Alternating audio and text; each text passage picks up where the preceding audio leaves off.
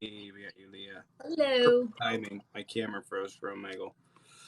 I just saw someone on your thing talking about Hunter Biden and money tied up in Ukraine. You know what, like, really bugs me every time somebody brings in that argument? Like, have people not seen how business works? Like, there are companies in every country where some random person from a different country is on the board of that company because you can just buy shares? Like... Yeah. All right. So, for those of you guys who don't know, we're going to be debunking. It's just going to be an audio. We're going to be debunking Ukraine on fire. I have no idea how to watch this, so Let me see if I can maybe find it. Here, I got really loud speakers, but I think it's on. I think it's on Amazon. Amazon. James in my comments is saying they talk about Hunter because they know how bad Ivanka and Jared were. Gotta deflect.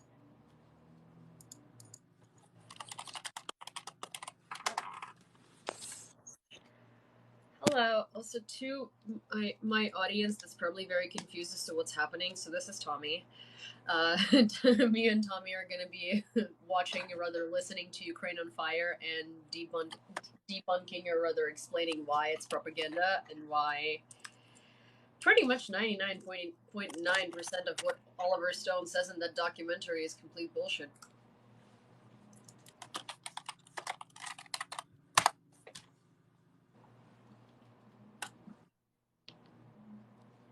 Okay, let me see. It's on Rumble, so we'll watch it on there. All right, let's go ahead and... Here in Kiev in recent days. All right, I got it. Let me know how the audio is. Okay. I'll just crank it so we can... The Maidan, Independence Square, has turned into a full-scale war zone. More clashes in Ukraine's capital, Kiev. All right, can your side hear it? I can hear it. Let me see if people... Was Winter on Fire a better documentary? Yes, Winter on Fire is a real documentary. Ukraine on Fire is Russian propaganda strikes again. Okay, yes, so people are saying they do hear it too, so I think we're good. All right, if they need me to turn it up, just let me know. Okay.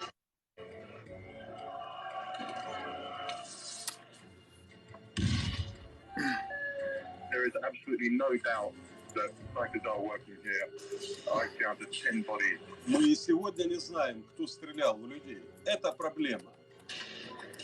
Now on the brink of a civil war. At least 70 dead so far, and the death toll rising. Эти технологии еще раз... And as to these techniques, let me repeat myself. No country is safe from them. What we saw here today was a revolution. Хотите узнать, что происходило? This is Putin. Would you like to know what has been going on in Ukraine? We've invested over $5 billion to assist Ukraine in these and other goals. Вы знаете, в большой политике, о чем бы ни говорили, все равно будут говорить один. Politics and money, is something saying. I hope this is... Expanded into 13 countries. All right, so... Sorry, go ahead. No, it was Yanukovych, I'm sorry, but like me and every other Ukrainian in these comments just gagged really loudly because we haven't had to listen to this man since like 2014 and I forgot what he sounds like for good reason. To the borders of Russia. 13 countries. Focus has to be on not allowing this crisis to turn into hot war between Ukraine and Russia.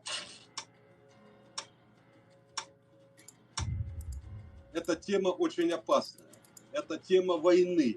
Сегодня спокойно никто не должен себя чувствовать. Yanukovych.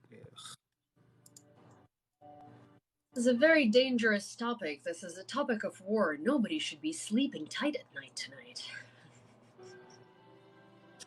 You didn't have to go through 4 years of listening to this man speak on national TV. If you thought George W. Bush was bad, this is worse.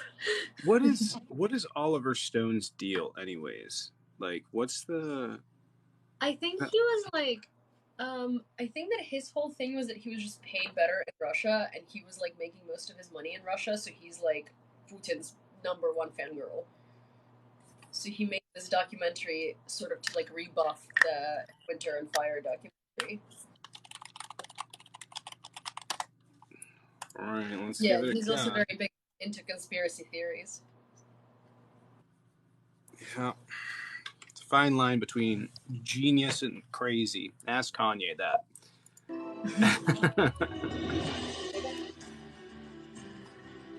All right, let me get through this. Just want to fast forward this by a little bit.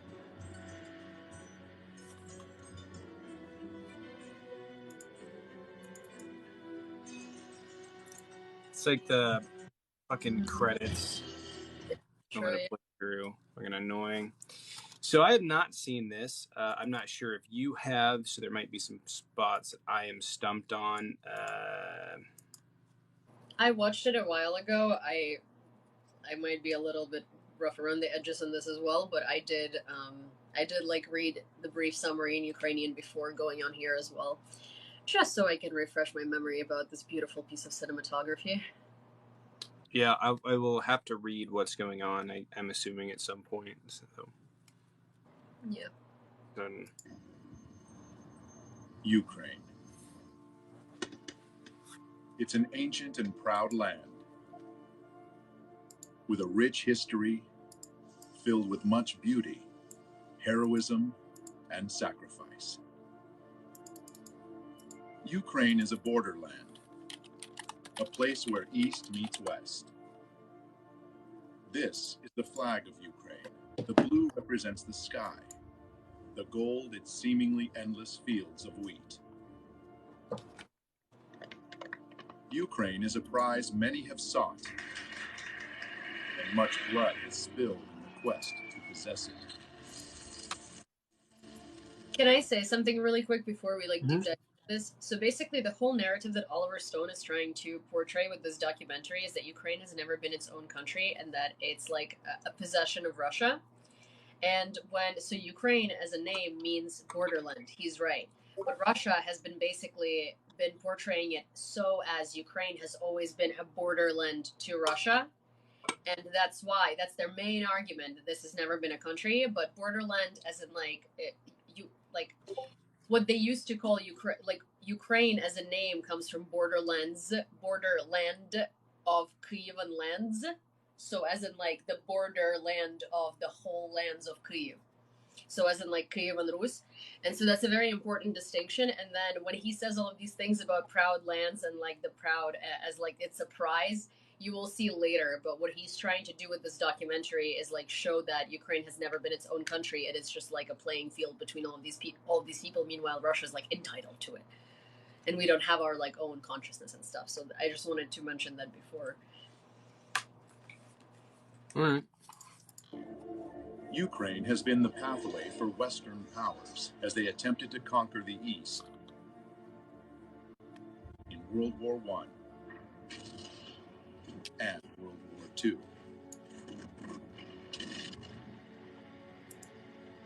And every time, the Ukrainian people ended up paying the highest price for these grand games of power. Are they blaming the West? Yeah. He's going to be doing that for every single time that Ukraine's been fighting for its independence. He's basically going to be saying that it's another country trying to start a war with Russia, and that Ukraine is just not Ukraine is not its own separate entity in this documentary whatsoever. It's just it belongs to Russia, and everybody is just trying to get Russia through Ukraine because this is an integral piece of Russia, and this is how you defeat Russia. You take Ukraine away from them.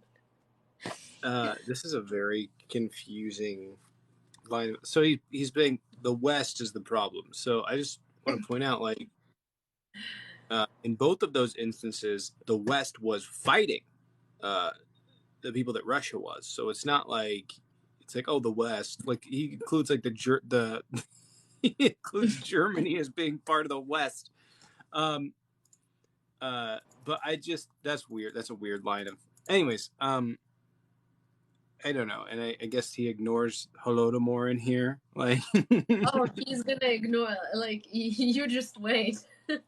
There is a whole new level of history in this documentary that you're about to be enlightened by. all right. Well, let's take a look.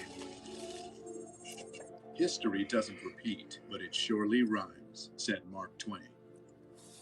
If one looks closely at the history of Ukraine, one will notice many rhymes. Oh, I get what he's saying. Being surrounded now. by stronger powers, Ukraine has needed a lot of cunning to survive, and the art they truly mastered with time is the art of changing sides.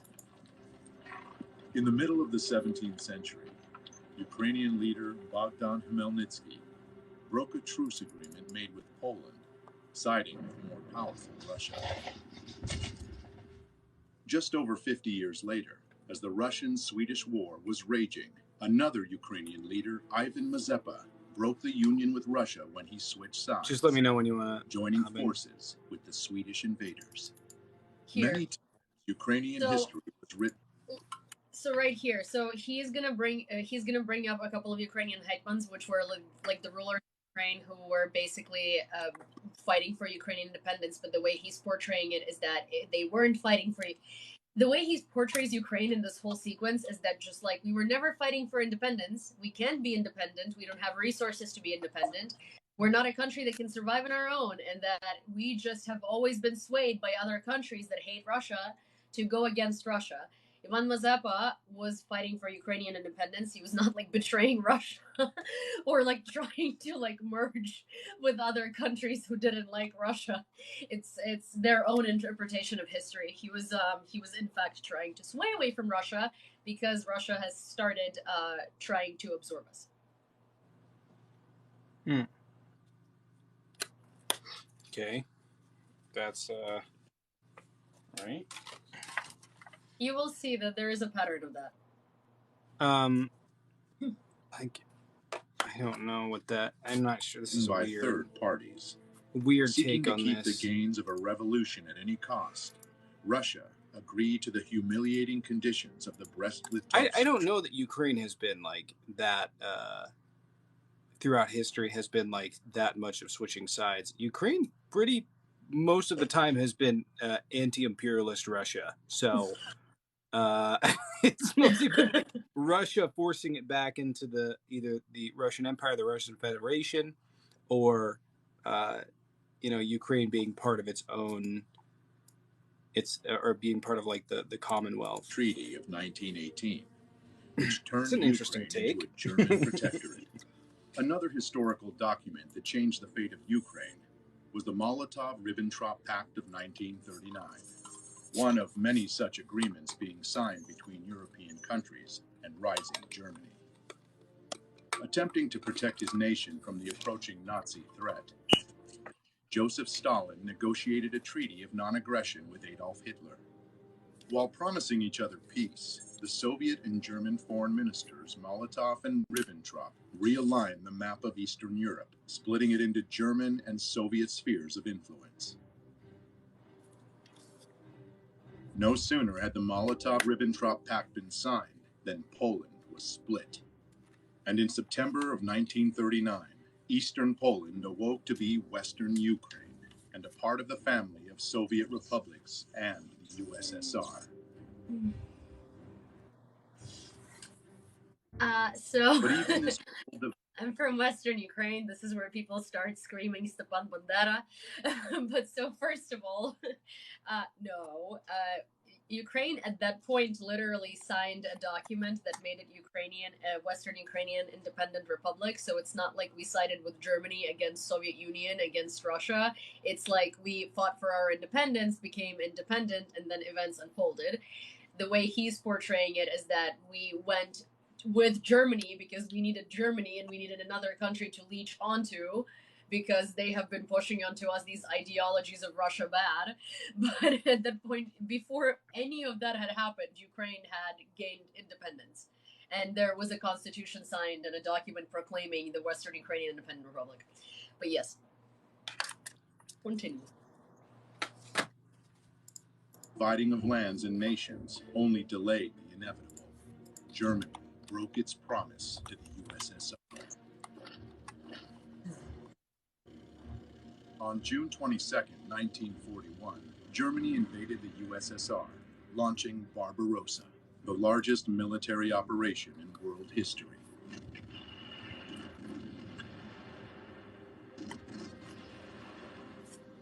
Barbarossa was aiming for St. Petersburg, Moscow, and Kiev, Ukraine, three destinations of major significance. Ukraine, with its rich lands and resources, was an important industrial and economic source for the USSR.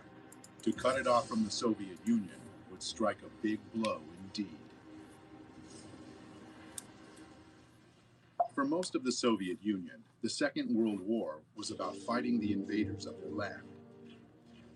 But it wasn't quite so simple for Ukraine. The truth is, Ukraine has never been a united country.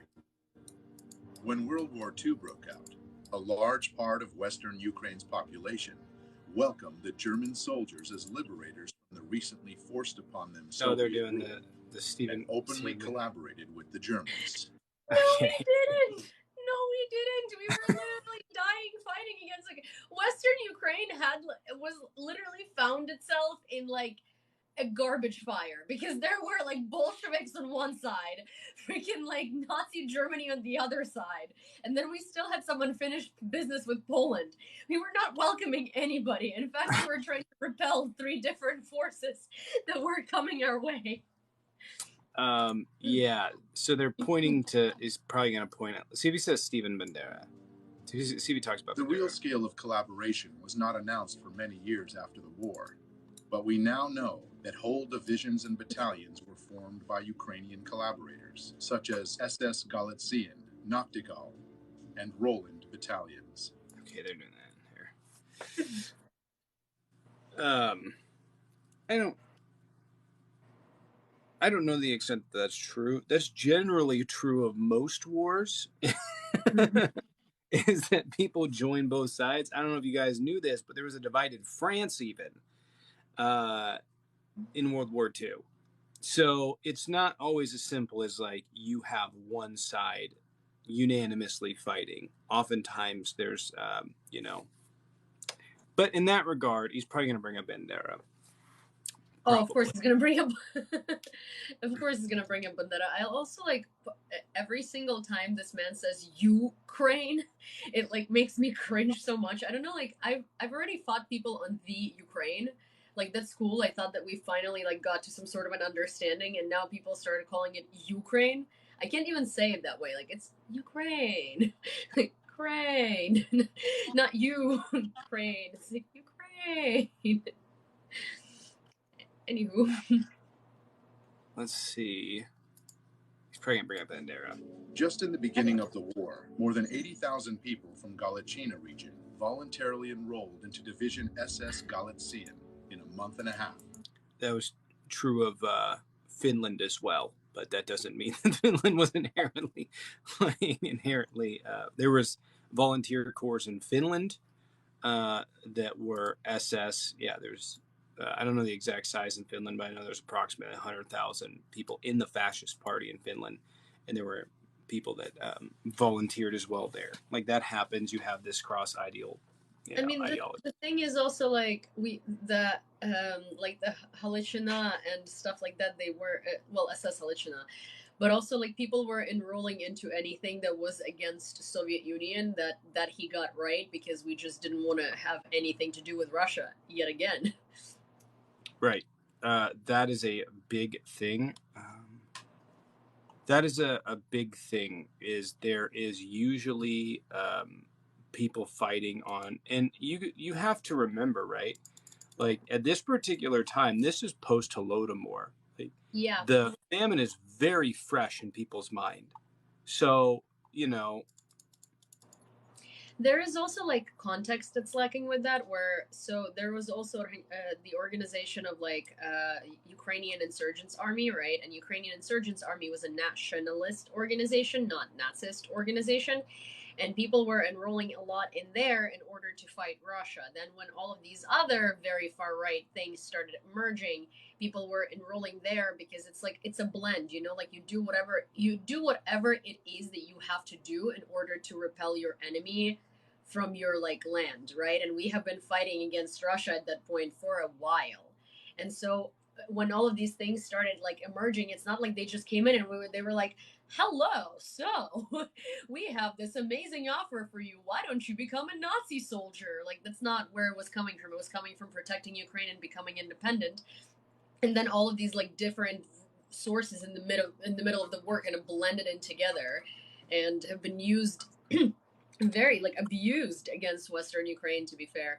You know, actually, to context of this, it's very funny because growing up, I had friends who like lived in Kyiv, Kharkiv, and other like Russian-speaking cities, and they were all scared of visiting Lviv because they have been told, or their parents have been told during Soviet Union that we kill Russians and Russian speakers in Lviv. And there used to be like a legend literally around Russia that like Lviv is this like Nazi like we laugh at ourselves and we say we're from Banderstadt to Russian people as a joke. Like as in like Lviv is Banderstadt. Because like, and we have like memes and mugs and like souvenirs with it because there was legitimately at like a high volume of Russian and Russian speaking Ukrainian population that truly believed, because of what Soviet Union had told them, that if they step a foot into Western Ukraine, specifically in Lviv, they're not gonna come back because we're all like zombified to like just murder Russians.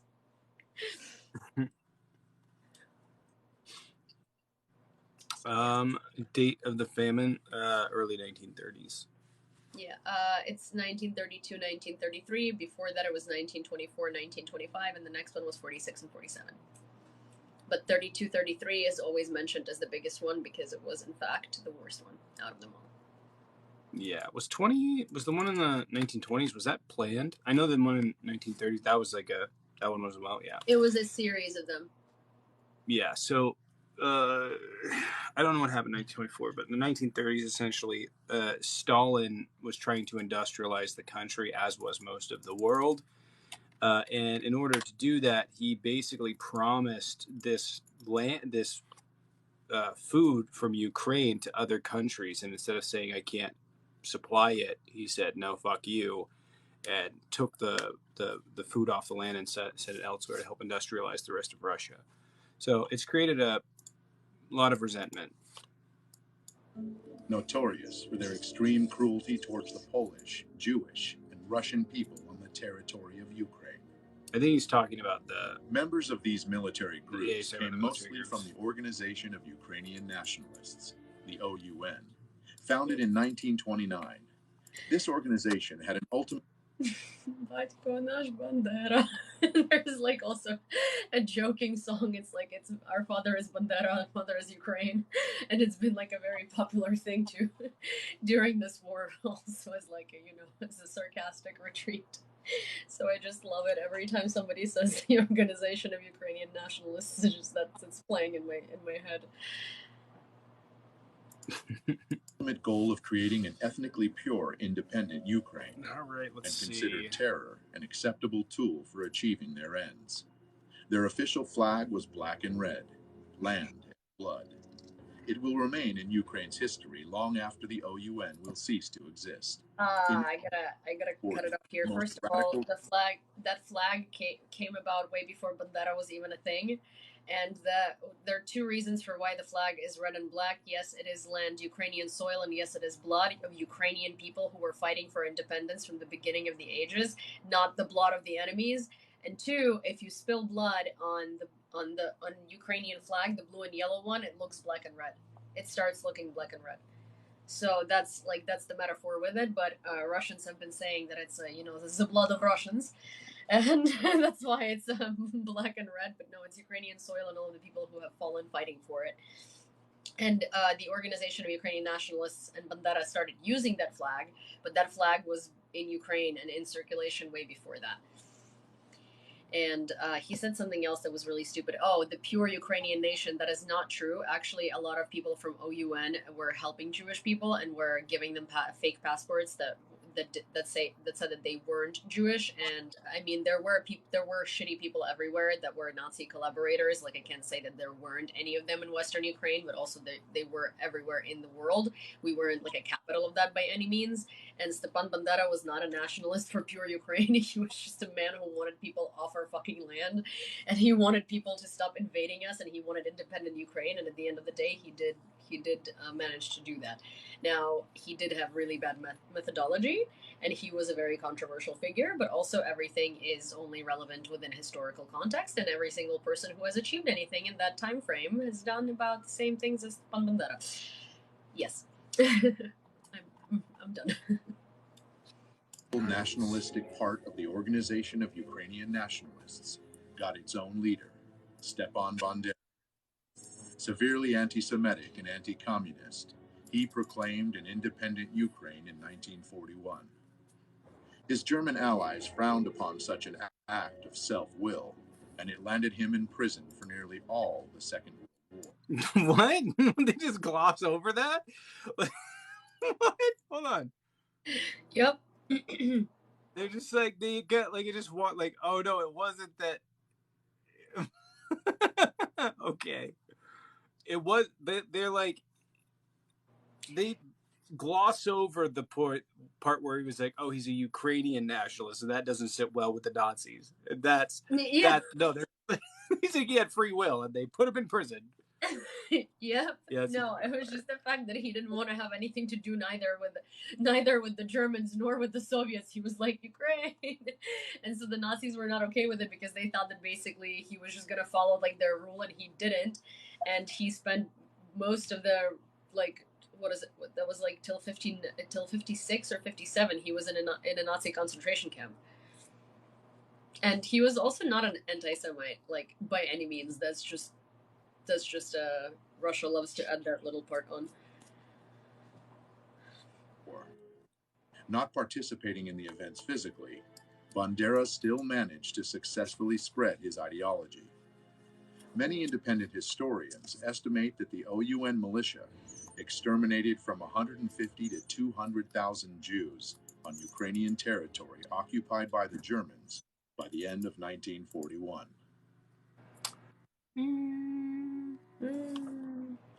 No.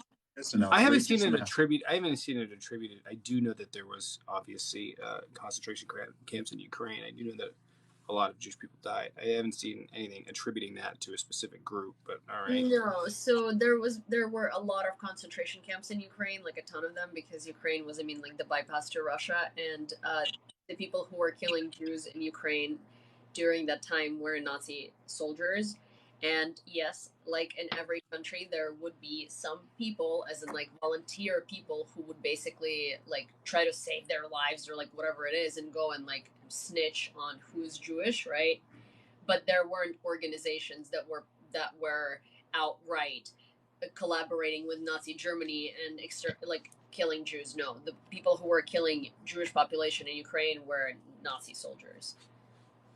Right, and I think like 1/5 of all Jewish people in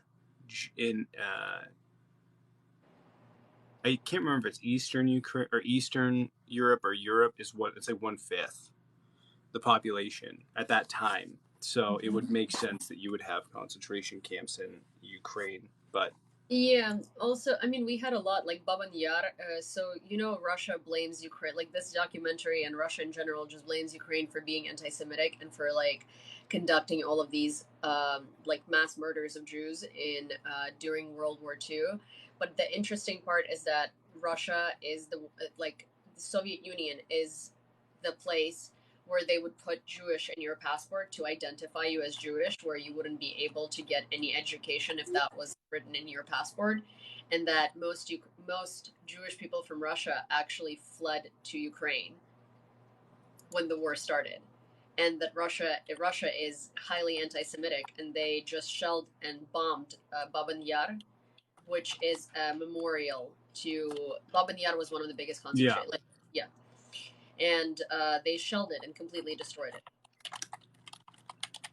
So that's very interesting. Actually, I have a personal. So Baban Yar my grandpa's best friend, like I don't know, his Uncle Bob.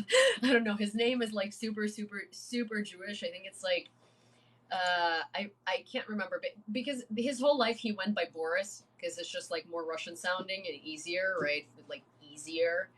And so his name is like something extremely Jewish, and I always forget it because I've heard it like once in my life. He never wants to say it. He's pretty scarred.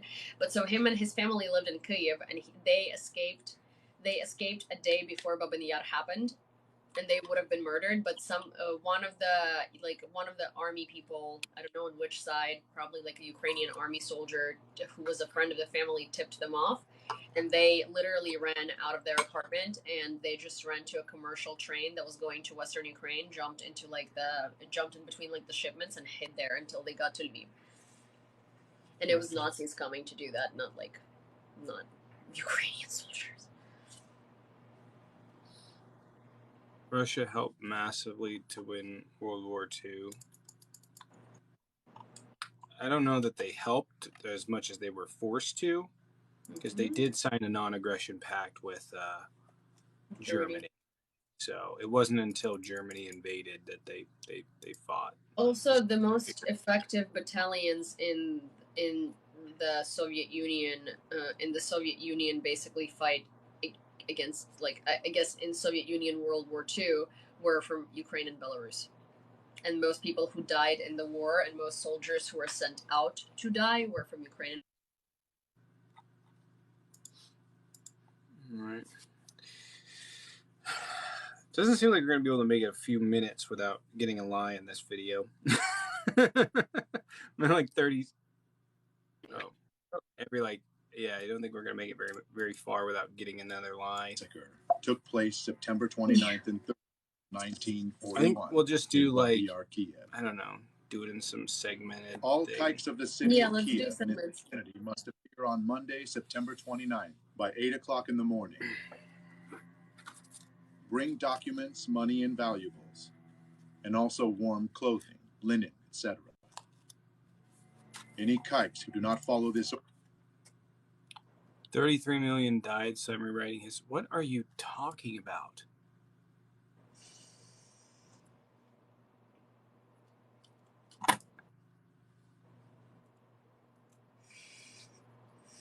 Told you we were going to have a fun Do time. we need to get a lost and found so that person can find a brain? I feel like they discard them after a lobotomy, don't they?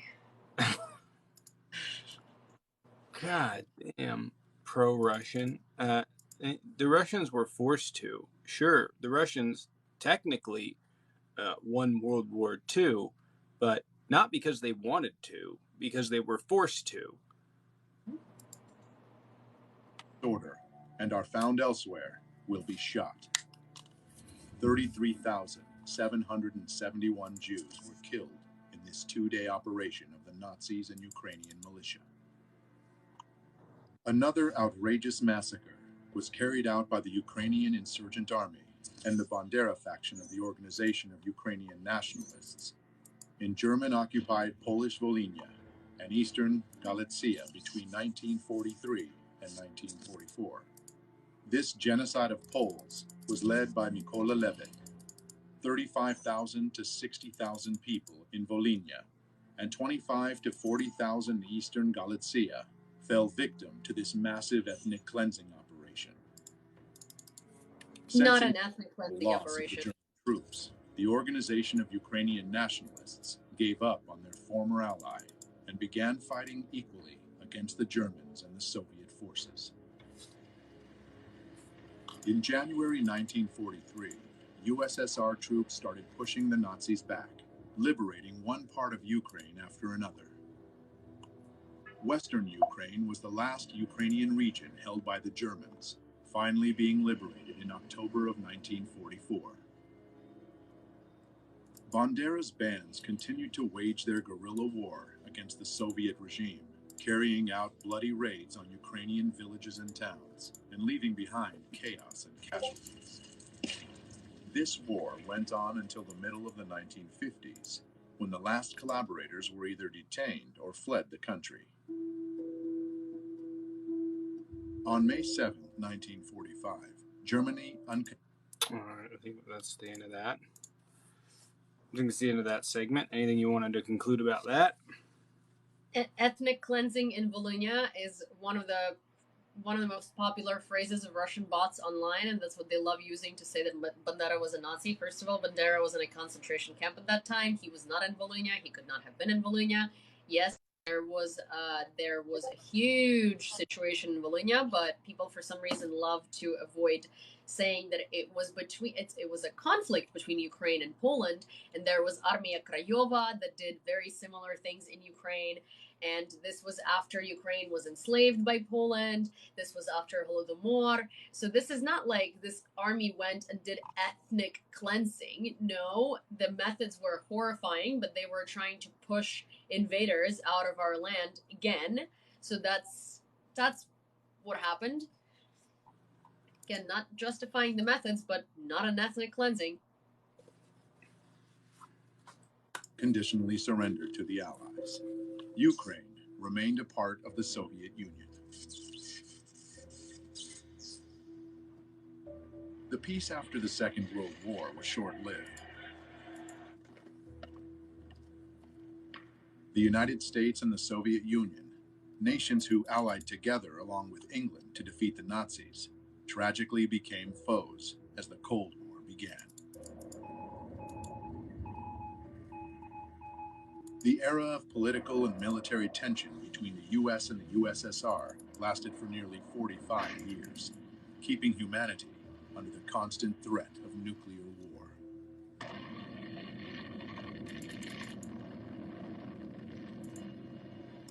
In this battle, the United States never lost sight of Ukraine's importance. U.S. intelligence kept a close eye on Ukrainian nationalist organizations as a possible source of counterintelligence against the Soviet Union.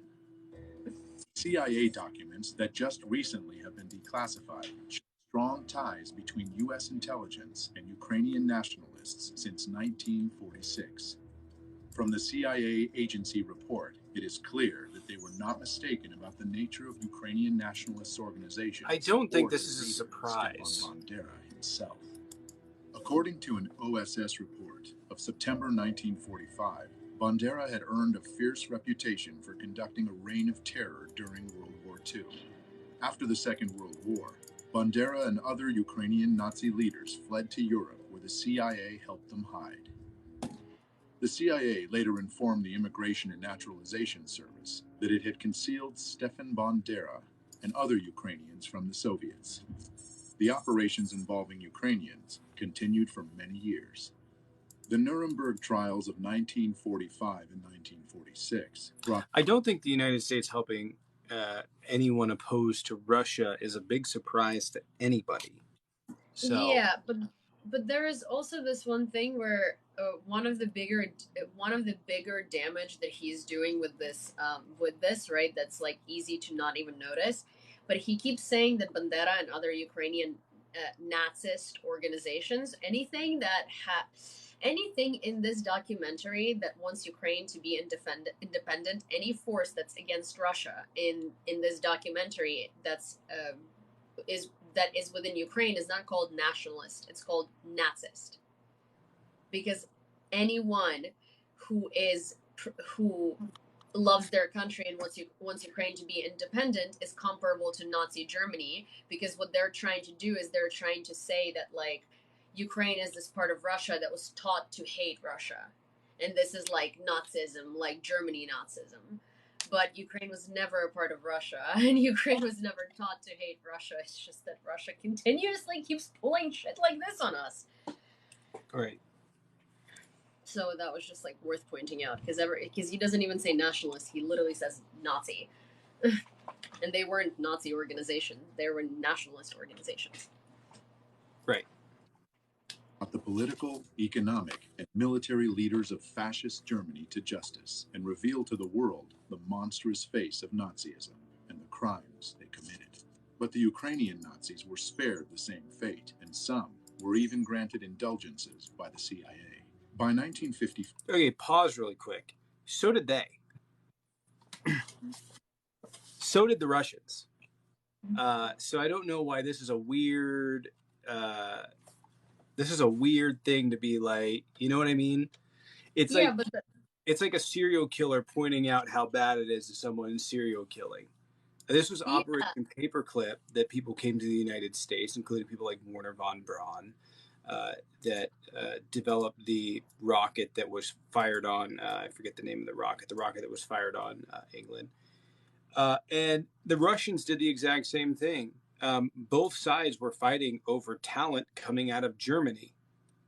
So this is kind of a weird, and like every single, like both sides when this broke out basically went, let's find people that can help. The V2, thank you. Let's find people that can help in this situation, and let's both take the sides of whoever is going to help our cause. So it's kind of a weird thing. The agency excused the illegal activities of the OUN security branch in the name of Cold War necessity. In 1949, Mykola Lebed, the man responsible for the massacres in Volhynia, was moved to the United States, where he died in 1989 without ever being investigated or pursued as a war criminal. I kind of wish I could just fast forward to the Maidan, but all right. Ukrainian nationalist leader Mykola Lebed from criminal investigation by the Immigration and Naturalization Service in 1952. Perhaps Bandera lost his use to the U.S., or maybe KGB agents outsmarted the CIA. But in 1959, Stepan Bandera, the leader of the Ukrainian nationalists, was killed in Lviv, where he was hiding. Perhaps. He just throws that out there. Perhaps KGB officers are smarter than CIA. Sheer chance, for he was neither its only leader nor its most powerful one. Dmytro Dontsov was the father of the far-right totalitarian doctrine in Ukraine. Andriy Melnik was the leader of another faction of the OUN. Roman Shuhevich was the general of the Ukrainian insurgent army, and others contributed greatly to the movement. Bandera's dangerous ideology, suppressed by the communist authorities, but supported by external forces, never really died. The seeds of Ukrainian nationalism were passed from generation to generation. Yes. It was just a matter of time before they would blossom. In 1954, Ukraine's territory was expanded even more when Nikita Khrushchev, the leader of the USSR and a Ukrainian himself, generously gave the Crimean region to Ukraine. Can I insert here? So that's another That's another talking point of Russian propaganda, is that Crimea was like an overnight gift to Ukraine by Nikita Khrushchev, who was Ukrainian himself. No, in 1952, while Stalin was like barely audible and like couldn't sign paperwork anymore, the people around him who had the power of signatures were considering giving Crimea to Ukraine because Crimea was like deteriorating. It was deteriorating. They were. One of the things is that they have deported 300,000 Crimean Tatars, the native population, out to like concentration camps, and so there was nobody to like do agriculture. There was nobody to work. They've like transported all these Russians in there, and these Russians came from like Vladivostok, which is like northern Russia, so they didn't know how to like work the land. Second of all, there was no water for agriculture. Ukraine was close proximity, and Ukraine was helping Crimea basically with like all of their needs, and there were like relationships building. So Crimea wanted to be part of Ukraine, especially Crimean, like the native Crimean people that were still left there. And then Khrushchev visited Crimea in 1953, saw what kind of a slump and a dump it was, and he was like, okay, well, Russia can't waste its resources trying to bring this up. We failed in bringing this up. How do we conceal this? So they gave it to Ukraine, and then Ukraine built it to like the beautiful peninsula that it is right now. So it wasn't like a gift. It was literally a freaking like, it was a decision out of necessity, and because Russia failed to keep this place afloat. Anyways, yeah.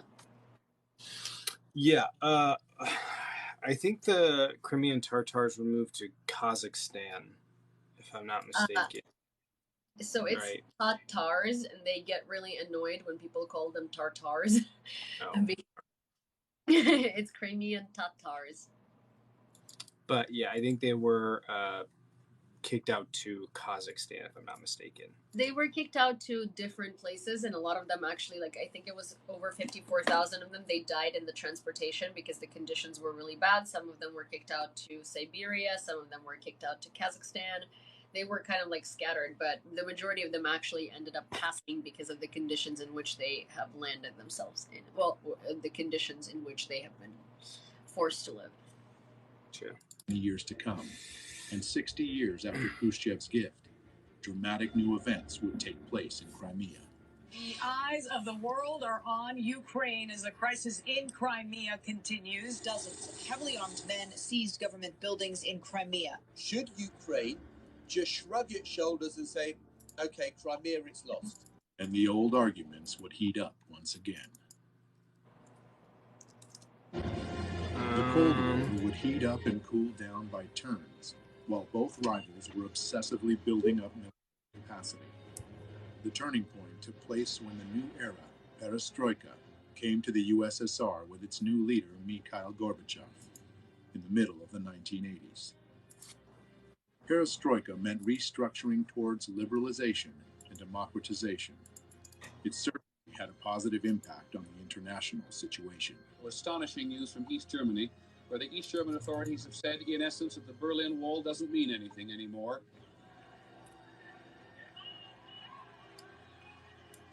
But inside the USSR, the weakening of Kremlin control had different consequences. In Ukraine, a nationalistic political organization, Narodny Ruch, or People's Movement, emerged in 1989 due to this new openness.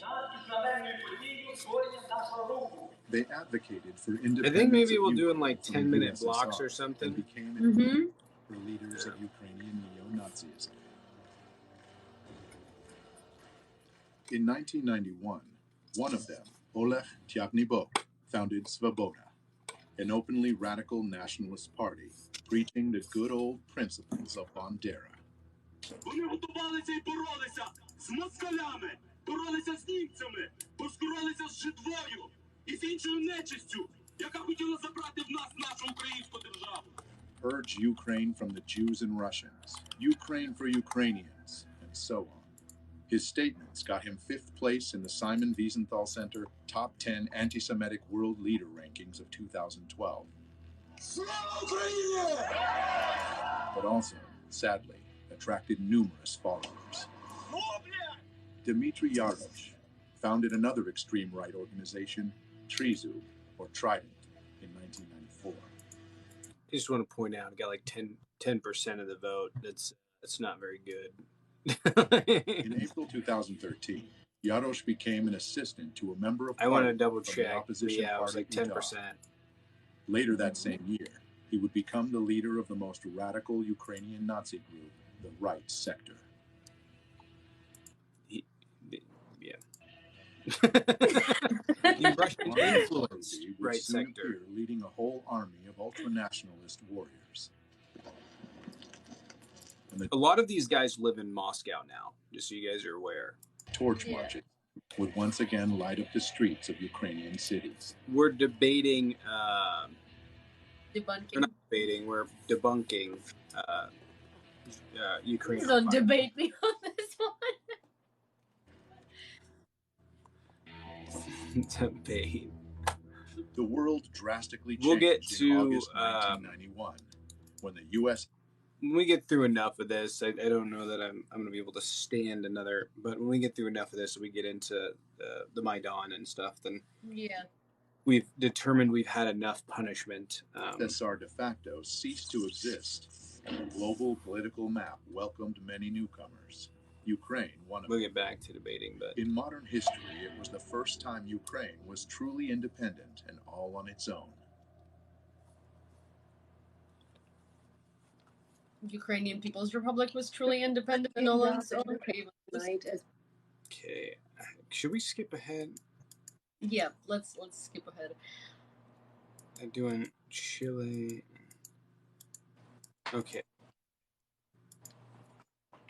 The part of the Maidan's pretty long.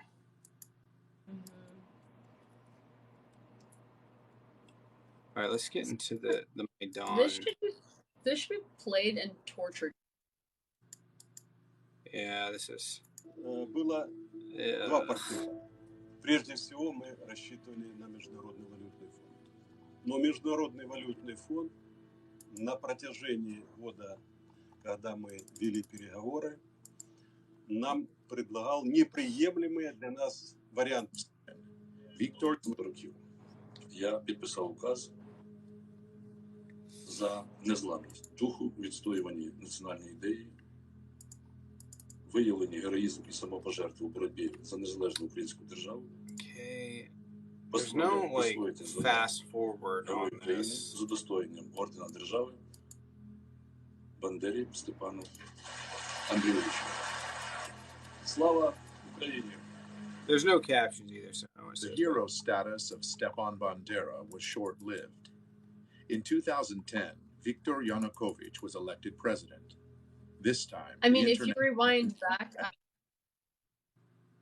I can translate it. I just like wasn't. I wasn't in translation mode. That's all right. I think it had to do with some sort of referendum on Bandera, but no doubts I think about this the is going to start in the elections. The Maidan. In January 2011, Viktor Yanukovych repealed the hero title of Bandera. Almost 4 years into his presidency, though, another revolution shook Ukraine. Unfortunately, this one was anything but peaceful.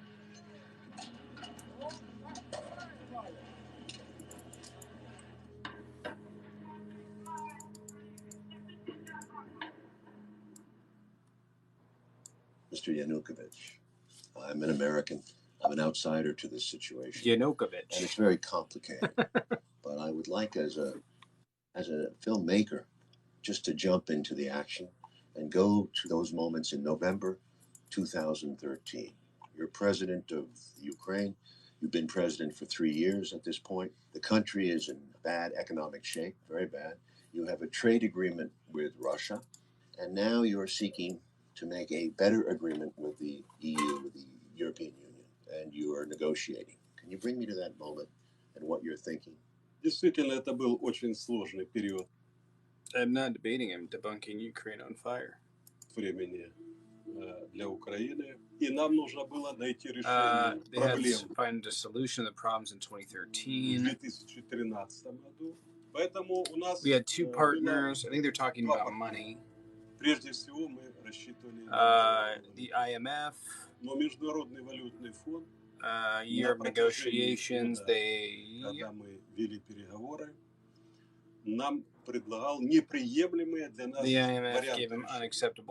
Значительное поднятие тарифов для населения, прежде всего на энергоносители и на газ.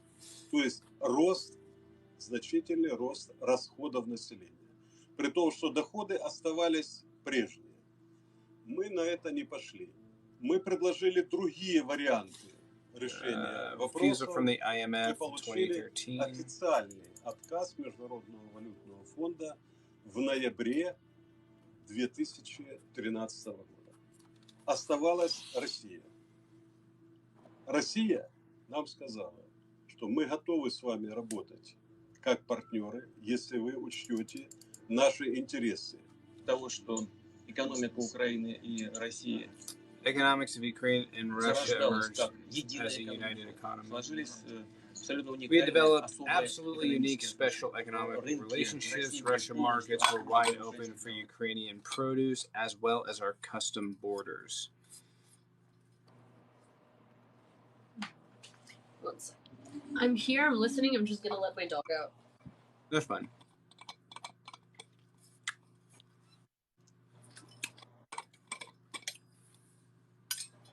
Basically saying that if they accepted the agreement offered by Europe, it would be too much money. Yada, yada, yada, yada, yada. Не предлагают. При том, что российский рынок при этом для Украины частично сокращен. Yeah, basically this has to do with 2013 and why they got away from the agreement that they were the agreement that Yanukovych had talked about for a year. It's also literally not like what Oliver Stone is saying and what Yanukovych is saying is bullshit. That's not true. He basically ran for president, and the only reason he was elected is because he firmly stated that he's changed his course and he's pro-European, and he's going to make sure that he's going to do everything for Ukraine to get into Europe. And he just went and overnight basically was going to sign the pact with Russia for Russian agreement, and all of the reasons that he is giving for not wanting to sign the European agreement are completely made up. None of this is true, and you cannot support that by facts. And I just think it's important to note too, he did not say shit about joining Russia's trade agreement. Did not say a goddamn thing until he did it. And so yeah, but we're pissed. Yeah. Like, could you imagine if someone was like, hey, we're going to raise the minimum wage, and they tell you this for fucking 4 years. Yeah. And then when it's time to raise the minimum wage, they go, psych. Yep. That's the thing that he was saying, that like we were all expecting him to go sign the European accession agreement, right? And then he came back and then like we found out from the headlines that he had rejected that agreement and instead signed an agreement with Russia. And he knew he was going to do it for weeks prior. Oh yeah. Like there was already signs that he was going to do it. He was already taking steps for weeks prior. Didn't say anything to anyone. Mm-hmm. We are debunking Ukraine on fire.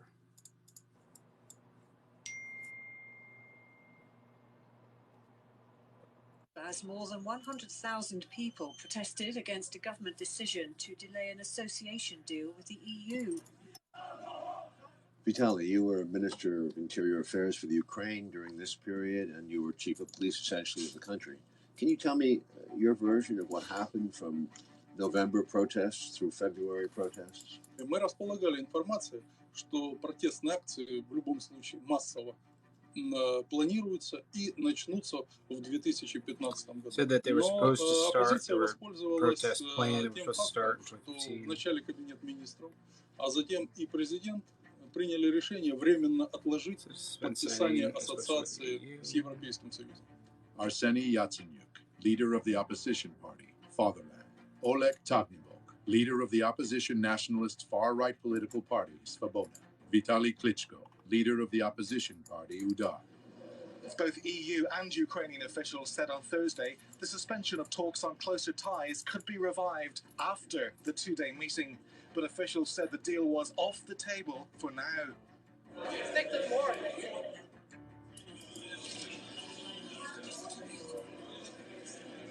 Angela Merkel's. He said, for 3.5 years, I've been on this one matter with very strong Russia. So he's been working on this matter with very strong Russia. Basically, that's what he's saying. Protesters were joined by the leader of the opposition, the reigning world boxing champion Vitaly Klitschko. He called on the demonstrators to maintain pressure on the government after it decided not to sign a major trade deal with the EU. You go back to Kiev the next day after the meeting with Merkel, and the protests are up, am I right? Can you take me through that period? Если у меня в самом начале было понимание того, что это мирные акции, и во время мирных акций можно вести диалог, и я к этому был готов. And talking about protests. Okay, recipe for a revolution. Money. When speaking about the protests of November, February, you know what's really annoying? Okay, either put all of this in English or use people to talk over it, because it's like I have to like mute it so I can read the that's like a weird thing. De facto. Basically saying they're preparing. Огромное количество общественных организаций, которые финансировались из-за рубежа. Огромное количество Lots of journalists working for grants. Are you blaming journalists? Robert Perry is a longtime investigative journalist based in Washington, D.C. Yeah, Best they're known not for his major disclosures about the Iran-Contra scandal in the 1980s. They didn't get the memo yet. He is the founder of Consortium, where he has reported extensively on the crisis in Ukraine and the forces behind the unrest. An NGO is a non-governmental organization. Now, many NGOs are quite legitimate. They represent good causes. Maybe they help people in a country feed or deal with water problems or deal with various kinds of social problems. But there are some NGOs that have become funded by government entities and serve more the purpose of that government rather than trying to serve the people that they are ostensibly working for. One thing we saw in the 1980s, at that point the Central Intelligence Agency had been largely discredited because of scandals that had been exposed in the 1970s. For 15 years, the CIA has secretly financed overseas activities of the National Students Association. But then there came to light a fantastic web of CIA penetrations. So when the Reagan administration came in, there was this concept that instead of having the CIA, which traditionally would go into these different target countries, funding their media, funding NGOs, funding different political operations, that was essentially farmed out to a new organization called the National Endowment for Democracy, which was created in 1983. And it would do pretty much what the agency used to do. It would go into one of these countries and it would support various political groups, train activists, deal with journalists, business groups, and try to advance U.S. foreign policy interests, sometimes against the interests of the host government, the target government. And beyond that, they received financial and other logistical help from the National Endowment for Democracy and other U.S. agencies that helped them training activists, working with journalists to get their side presented more favorably. They work on things like, how do you get traction? How do you get things to go viral? How do you then use that to generate support for your cause?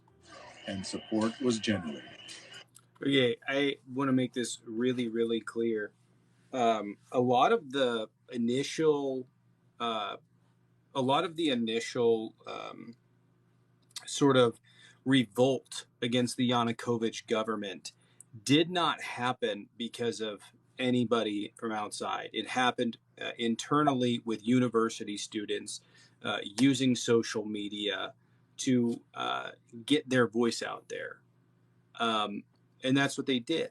So this idea that somehow this whole revolution happened because of Western influence of online media is absolutely ridiculous. But I also find it really fucking ironic that Russia is claiming foul about trying to influence a populace when they do the same thing globally. But this revolution did not start, period, point blank, period, because of any sort of training or influence from the West. It started at collegiate levels with people that were programmers, that set up sites, that organized events, that organized the protests, etc., etc.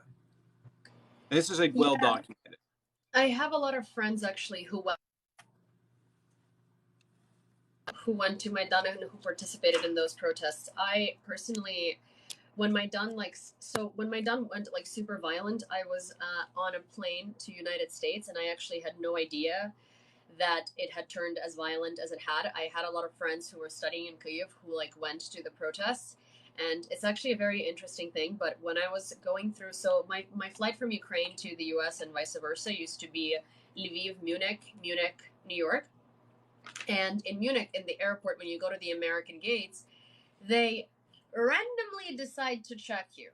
And normally they never check white people. It's we know they're racist and we know why they're doing it. It's not a random checkpoint.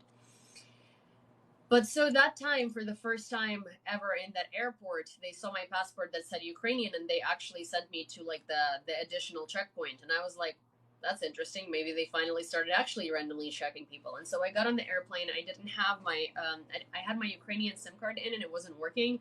There was something going on with service. So basically for 13 hours, I had no idea.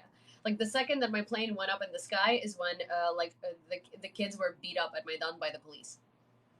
So I was on the plane. I had no idea what was happening. I landed in JFK. I put in my American SIM card, and my phone blew up.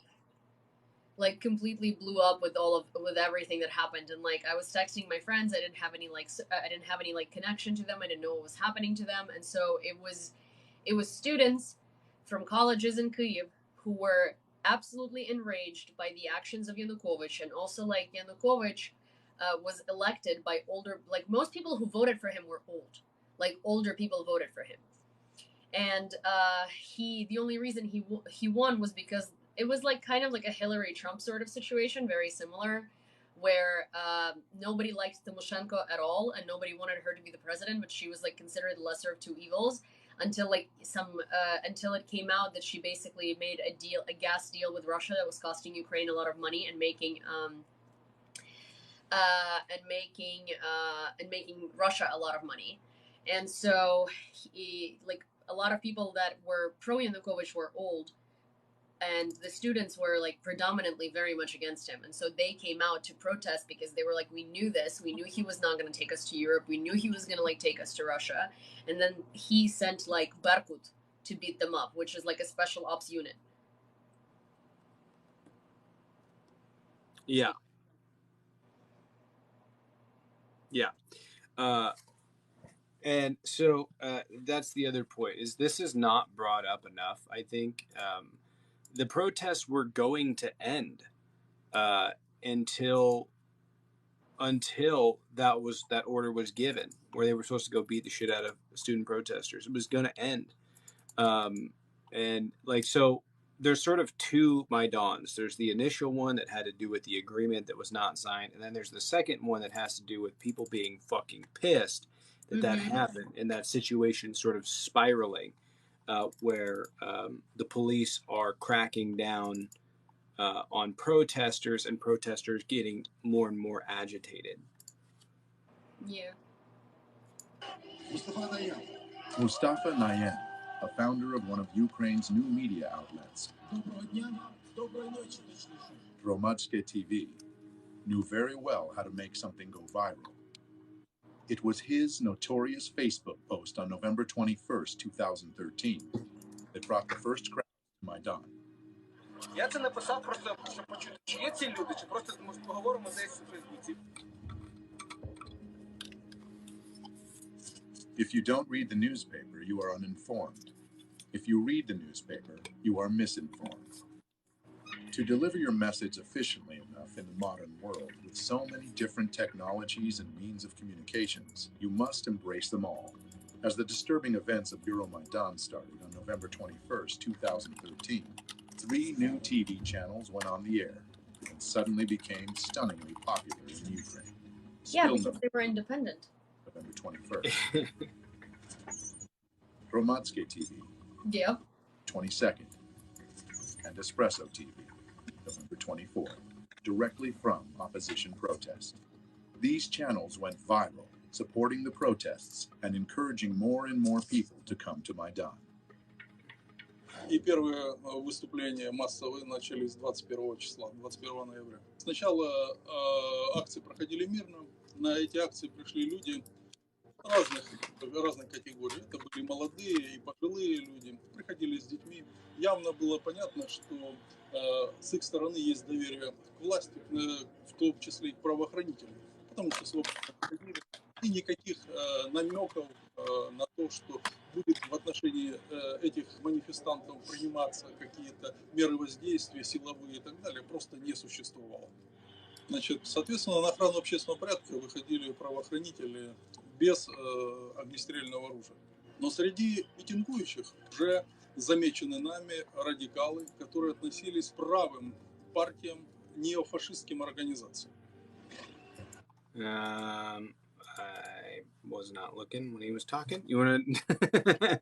Yeah, he was saying that basically, like, at first the protests were peaceful and they were comprised of, like, young people and old people, different peaceful people, and then neo-radicals came and they started fucking shit up. That's a brief summary of what he said.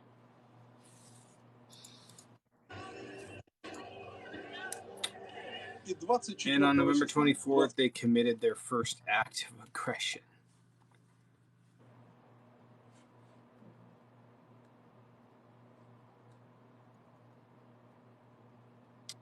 They attacked buildings of the cabinet ministries of Ukraine.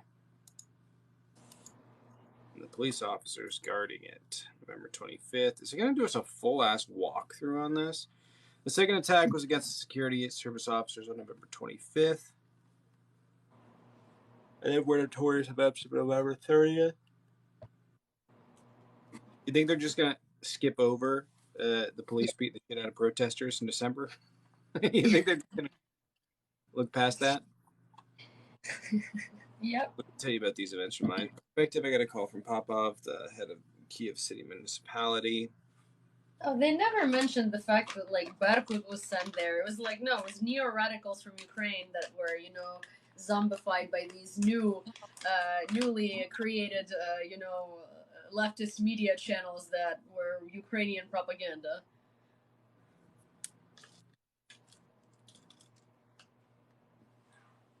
Okay. He's saying that he asked for an assessment of the situation.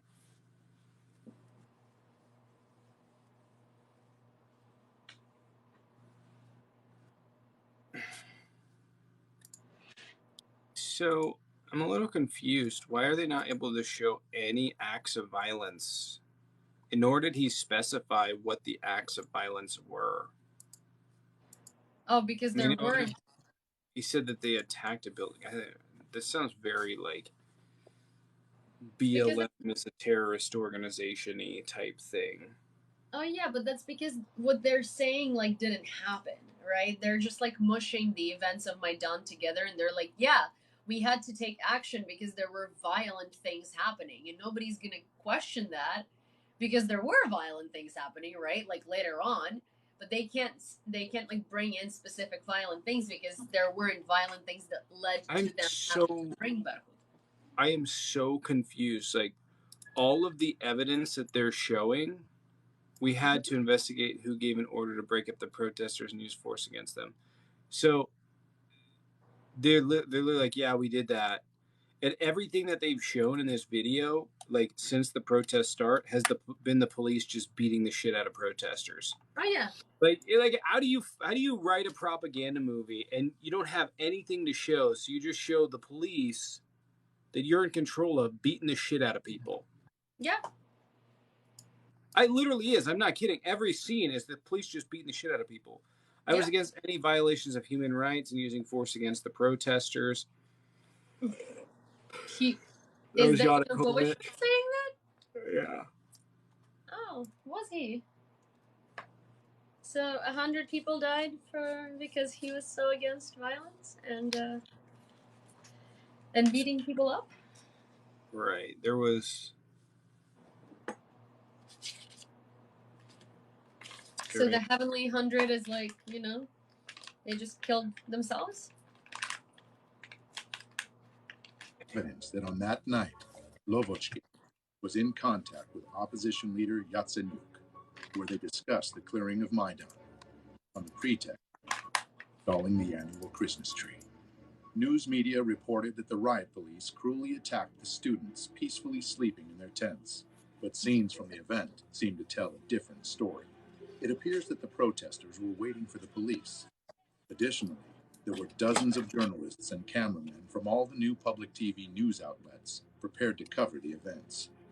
And most ominously, a group of well-trained young men arrived to Maidan almost simultaneously with the riot police. Well-trained young men. They infiltrated the crowd and began provocations with insults, stones. Also, there were reports. It's literally, it's amazing to me that the video footage that they're showing is the police attacking protesters.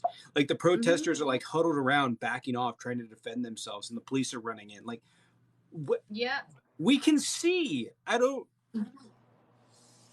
Oh no, but the people who like, there are a lot of people who watch this and they're like, I've seen this documentary, I know what really happened. But the thing is also like there was media there because they were tipped off that this was gonna happen.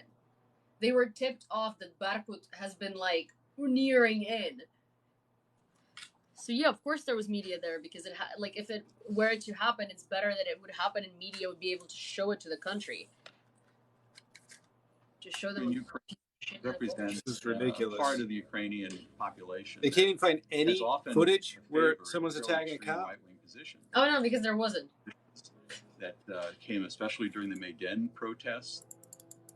There were groups that were being shipped into Kiev, where they would provide the muscle, in effect, for the demonstrations. So the demonstrations went from being relatively peaceful, like the anti-Maidan protest, to being increasingly violent. The first step in any detective work is to establish a motive. It is now said that Sergei Lovochkin is held in high esteem by his powerful U.S. friends. You'll see how a lot of this stuff, like when you're talking about really politically charged rhetoric that's like, or revision of history, it gaps a lot. And like, oh yeah, because they don't know right. what to fill it with, right? Like it doesn't make sense, so they just skip over it. Right. So like, if there's a lot of things, if you watch a documentary or if you watch something on the news and there are a lot of things about it that don't make sense, like how do we get from there to there? How do we get from point A to point B? How do we get to there? You know, like for instance saying, well, these two people met, or saying these people were shipped in. Okay, who shipped them in? When are they shipped in? Why were they shipped in? Yeah. Like, who did it? That type of stuff. If those things aren't answered, who, what, where, when, why, how, it's probably bullshit. Exactly, because you can't like corroborate your story. Ukraine on fire, Oliver Stone, that we can't accept. We're literally debunking it. This is just a piece of garbage. Outraged by what was reported in the news, the Ukrainian people came out in force on the next day. Right, they're like, reported what was reported what was in the news. Reported what was in the news, right? No, like there was 100. Wasn't there? There was like 100 fucking students that went to the hospital. Yeah. There was like, there were a lot of kids that were severely beat up, that like needed medical attention, because there were Barkut are like special ops units, and they have like platoons, they have tear gas and stuff like that, and they were like literally beating them up with platoons. Yeah, I remember it was like it was like 100 or 150 people went to the hospital, was like severely beaten. Yeah, people had like concussions, like they were like bleeding out of their heads and stuff like that. It was bad. It was really bad. All right. To vent their anger with the police actions. The violence started to take off when?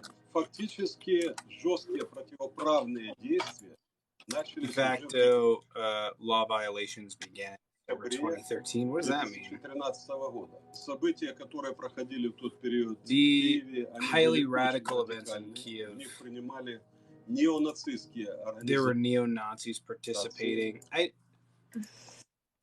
Молодые люди, которые были различными. There were young armed people armed with bats and metal bars. No shit, I probably would have been too if you guys had been beating the shit out of fucking protesters. I'm not gonna lie. Средствами. There were young people. They also used the road building machinery. Yeah, so this thing that happened, by the way, this was staged. And there's good evidence for that. One, the person in charge of the group right sector that organized that particular event now lives in Moscow. Yep. The person that conducted it was paid to do it, as were the other people that were there. And even more importantly, somehow they managed to get a fucking bulldozer past police. The whole story just doesn't fucking make sense. Like, they managed to get a bulldozer onto the street that Yanukovych's, I think it's either office or residence is on. The whole thing didn't make any fucking sense. So, it was just... Yeah, Bongo Street. It's like the White House, basically. Yeah, this whole thing just seems very... Рейдерами наезжали на работников правоохранительных органов, на милицию, которая защищала... They were also guarding the governmental and presidential administration, but didn't let the protesters seize those Давала buildings. захватить правительственные здания. Well, so another thing to note is that, like, I don't know if you know what a gopnik is. Do you know what a gopnik is? Is like a chav, basically. And so Yanukovych is like a chav. And the way he speaks is like, he very often uses terminology that is like unacceptable for a politician. So he did not say that the police was guarding like the government infrastructure from like these violent protesters. He said that they were how do I even say naezhala? Like, he used like a slang term for like, well, these people were like backing in on me. And like, and the police was like guarding the government people because these people were like backing in. Like, but it's like, it's just like, it's not a word you use in your like political rhetoric. It's like what you use with your fellow chav friends, like somewhere like in the 90s when you're like stealing hats, which is what he used to do for a business.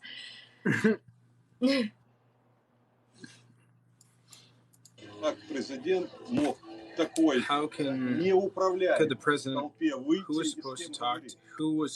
Технологии, которые применялись в тот период, the techniques launched at that time were planned well in advance. времени, они были заранее This is Yanukovych. спланированы. As veiled and masked as the color revolutions can be, an attentive viewer can see subtle patterns and similarities revealing their true nature. To make crowds act as one and begin to root, they have to be united at the unconscious level. The masterminds of color revolutions know this well and have perfected the art. What? What are they talking about? Symbolism is one of the most powerful tools to achieve this end. Revolutionary political organizations. They're pointing to like all of these techniques being used in countries. These techniques are nothing new. They can be found online. If you look at Hong Kong, they've done a really amazing job at organizing protesters to remain both anonymous and protected by organizing and working in big groups. And they do this at the level of just online. Right? They find things that do and don't work, and they're able to communicate that. And Hong Kong, the protesters there have created like a really pretty amazing way of protesting in complete unison. It's not unknown or uncommon. With surprisingly similar names and even more similar logos, have appeared time and again, almost as omens marking the countries that would be hit by the color. Very conspiratorial.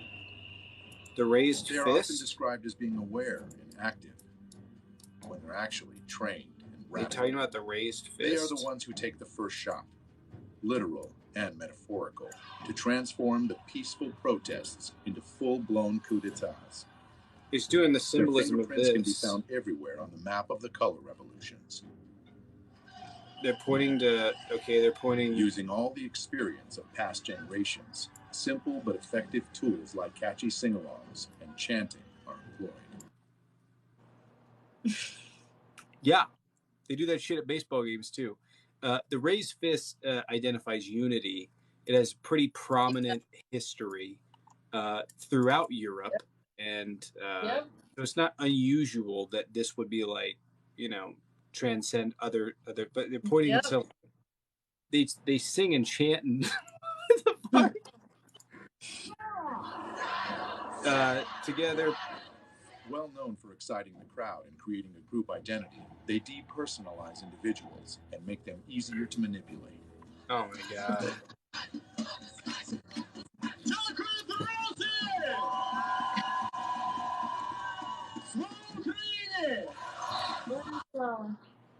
Конечно, без денег здесь не могло быть. Такое It couldn't be done without money? Yes, it can. I mean, in Russia, things like this don't happen without money. So, it is hard to believe that people would resist and nobody would pay them and nobody would give them like a working toilet. Fair enough. They have sing-alongs. They have to pay Justin Timberlake to make them up, like. I know, right? Just make them up. Different grants and subsidies investing in Ukraine. One such organization, Hromadske TV, received generous donations from the Dutch and U.S. embassies, as well as from the Renaissance Foundation, an NGO founded by George Soros. Oh my God! Here comes Here comes the fucking anti-Semitic shit. In Ukraine, before Ukraine became independent of Russia. The amount of anti-Semitism that's thrown at George Soros really is despicable. And the foundation has been functioning ever since, and played an important part in events now. What a fucking just a dog whistle for Nazis. Did you see any evidence of U.S. involvement? Did you feel their presence from the U.S.? U.S. representatives, congressmen were frequent guests at the time. Mrs. Nuland admitted on numerous occasions and had discussed state of affairs with her, but after that she went to Maidan and supported protesters. Yeah, no shit, because you backed out of the agreement. Why wouldn't they? Yep. And accused police of use of power. And there's going to be another one that comes up here. We saw all these messaged. I don't know what that means. Chris Murphy, U.S. Senator from Connecticut.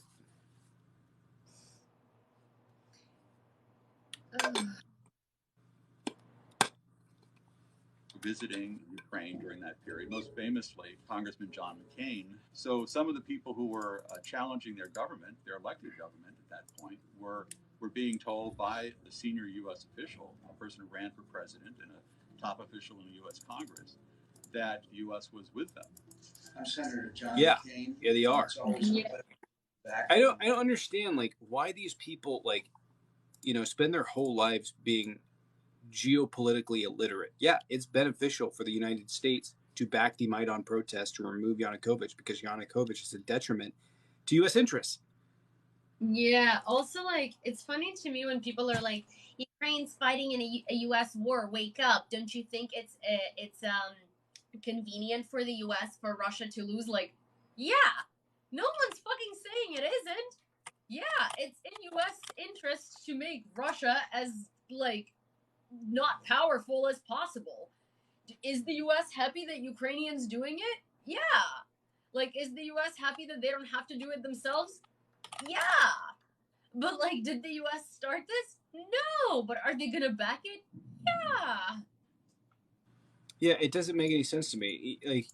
You know who else has interest in shit in the in the world is I don't know, Russia. When stuff like Syria, for instance, they have interest there. Yeah. They send fighter jets. They absolutely funded Bashar al-Assad. China has interest elsewhere that China influences 100%. This is politics. This is geopolitics and international relations on a huge scale. You want your interests to win. That's true of every country. So what does it matter? Do you think the United States is sitting here orchestrating this despite the fact this has been going on for I don't know, a month and a half, 2 months before any U.S. involvement? Yeah. Well,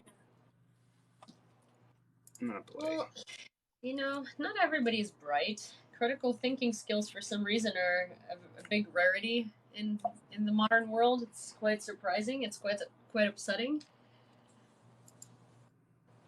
Yeah. It's just not. It's really not that hard. Really not that hard here. Right. Senator McCain was, in a sense, giving the people in the Maidan a feeling that they had the backing of the most powerful country on earth. This is about the future you want for your country. This is about the future you deserve. I would say that level of involvement is very mild. Very many delegations were coming over, and I told them that first of all they shouldn't have lied. Okay, they shouldn't have taken the protester side, protecting only their rights. Well, you should have signed the agreement, creating and deepening the conflict. Well, that's the funny thing because he's complaining as if the people wanted him to do otherwise. He did what the people wanted him to do, and they went to protest. It's dude, no, you literally blatantly lied. The only reason you got any votes is because you switched your tune to be pro-European. What? He said, "Can Ukrainian officials go to Ferguson and hand out donuts and accuse the police officers?" I mean, yeah, technically you could. You know what I mean? Technically.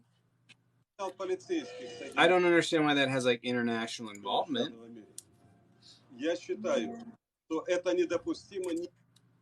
District of Columbian is gone. What is this guy? И в одной европейской стране. We will do some debates in a little bit here, guys. Who was Promise. your highest level contact with the U.S. government in this period? Я постоянно имел контакт с господином He Байденом. contacted Joe Biden. У меня были частые с ним We had frequent переговоры. phone Но дело в том, conversations. что господин Байден говорил одно, He said one thing, а в Украине делали but they did другое. different things in Ukraine. And the U.S. ambassador? What did they Посол say? Соединенных Штатов в Украине постоянно принимал. U.S. ambassadors receive visits from the Maidan representatives all the time. We kept track of it, and we got the impression that there were headquarters in charge of the whole process of the U.S. Embassy. What? So you don't have any evidence? You just have a feeling? Yeah. Yep. In early February of 2014, as the Maidan... What, you've never made major political decisions just based on the fact that you have a feeling? Right. This whole entire thing of them claiming it's a coup is based on a feeling? Yeah. Intercepted. It was a call between the Assistant Secretary of State for European Affairs, Victoria Nuland, and the U.S. I already know this call, so I'm going to debunk it really quick here. Ambassador to Ukraine, Jeffrey Pyatt. Questions of credibility are being raised after a private chat between two top U.S. diplomats was leaked online. I think Yats is the guy who's got the economic experience, the governing experience. He's the guy, you know, what he needs is Cleach and Tony Buck on the outside. I just think Cleach going in, he's going to be at that level working for Yatsenyuk. It's just not going to work. Yeah, no, I think that's right. Okay. Good. Well, do you want us to try to set up a call with him as the next step? Sullivan's come back to me, VFR, saying you need Biden, and I said probably tomorrow for an attaboy and to get the deets to stick. So okay. Biden's willing. So you had this remarkable phone call where you have these two senior officials of the U.S. government apparently talking about a coup. No, they're not. Diplomats talk about, not just diplomats, but people in this position where you're constantly working on international relations, geopolitics, or trying to get your guy in office. They're constantly talking about the person that they would want to be in office, right? Russia did it with Bashar al-Assad. Like, all right, we're going to allow Bashar al-Assad, we're going to do this. The United States did that in Libya, right? Like, for a long time, for most of the Arab Spring, they didn't really have a preference of whether or not they wanted, why is his name? Gaddafi in power or not, right? They have these conversations about who is going to be the most useful for United States interests. It doesn't matter. Like, they have, this conversation is happening in every single country on the planet right now. Yeah. In what ways can we influence, and who do we want to influence to be in power? This is like, this is normal. Diplomatic relations 101. This isn't even that deep in the class. Yep. Also, this is super unrelated, but so my aunt draws these like random things because she's an artist. Would your kid like a little painting for his wall? I don't have a P.O. box, but when I do get one, I'll send it to you. Yeah, let me know. Yeah. There's. I mean, this is fucking. Like, I literally the other day read something about Brezhnev talking about who he preferred to be, who he preferred to be in office in the 1960s in Afghanistan. Like a letter he had written. This isn't unknown. This isn't new, yeah. This is very, like, I don't know. This is talked about every single day by U.S. officials, Russian officials, Chinese officials, Indian officials. Name a group. Name a country. But literally every single government is, like, discussing other governments and who they want to win the election. It's like, we in America sat here and we're like, oh, let it be Macron, not Le Pen, right? Although, like, obviously he's not great as well, but it's like everyone does that. It's not anything new or shocking or surprising, and that doesn't make it a coup. Like, for instance, in Russia, they were like, there was a report that came out in 2020 where Putin stated that he didn't have a preference on whether or not Biden or Trump won. They have this discussion. Right? They had this discussion before, and in 2016, Putin preferred Trump, which is why he threw resources at him. So this isn't like it. This is it's shocking to me that this is used as a talking point. Yeah. Honestly, of all the things that you could say and could link it to, I'm Well, not but really that's sure why it's this. but that's like the thing, you know, like propaganda is usually meant to influence people who are not very bright, and propaganda is usually like meant to influence people who are very swayable and who don't think for themselves. It's targeting groupthink. It's targeting herd mentality, and so it doesn't, like, that's the thing, it doesn't need to make sense, you know, it just needs to be loud. That's all it Right. needs to be. Right. And I just want to say, like, this happened, that call happened in Ukraine. These officials 100% know that their shit is being tapped. Okay? Mhm. They absolutely know it. There is Yeah. a 0.0% chance that they are going to talk about anything sensitive in an unsecured location. Yeah. So, like they're this not is gonna not, plan a coup. right. Yeah. They're talking about who they preference and who they, that's not, anyways, we will go ahead and play. But this whole call thing is just absolutely so, It's in stupid. terms of geopolitics, it's so void of anything that makes rational sense. It's kind of shocking to me that it's pointed to so heavily. Or how they were planning to restructure the government of Ukraine. Fuck the EU. No, exactly. I'm not saying the whole U.S. government feels that way. There is division on this, but the neoconservative element wants very much to change the. How the fuck? Biden's in office. What do you mean neocon element? You think Biden's putting people in office that are fucking neocons? He put in Chuck Hagel. That's about as conservative as he got. Moderate Republican or moderate Democrat. Fucking neocons in the Obama administration. Strategic dynamic in Eastern Europe. Neocons are very smart people, and they've been at this for a long time. What the fuck is he They came talking in around about? the issue of propaganda. They studied how to create hot buttons for the American people. They had this experience when they were getting the American people to get excited about Central America back in the 1980s. It's underneath the regular army. We are listening to Ukraine on Fire. We're going to probably, I don't know, maybe do another 15 more minutes, I think, is until we're out of my dawn, and then we'll get back to debate. Plus, I'm a little bit hungry. Use the restroom. And they've been applying those same strategies ever since. They remain very dedicated to achieving their goals. They still want to get rid of certain governments. They wanted regime change in Syria, for instance, regime change in Iran. They're very skilled at this, and they have a lot of allies now inside the news media, inside the government, and that means that they can do a lot to control the narrative of any story. I think in America these days, we have somehow told ourselves that there are a lot of ways of dealing with these problems other than hard power. Vladimir Putin cares about hard power. The neoconservatives can now demonize a leader of a country. That sells with the American people. So you don't just sort of argue a policy. Who does he keep he just keeps saying the neocons? Who is they? What the fuck? Answer me that. Who, you gotta say who they is. You attack the leader. So the neoconservatives are very skilled. It is. They are who you want them to be. He's just making a boogeyman. The neocon. That's annoying. Leaders finding their ugly traits and then highlighting them. Yanukovych, you might say, was a finding their ugly traits and then highlighting them. Like, I don't know, like they literally did with Ukrainian politicians, like that.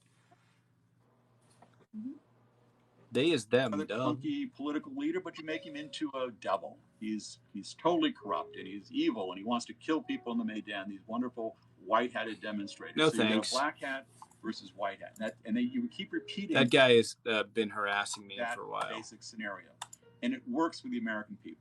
You've got to realize what Vladimir Putin is.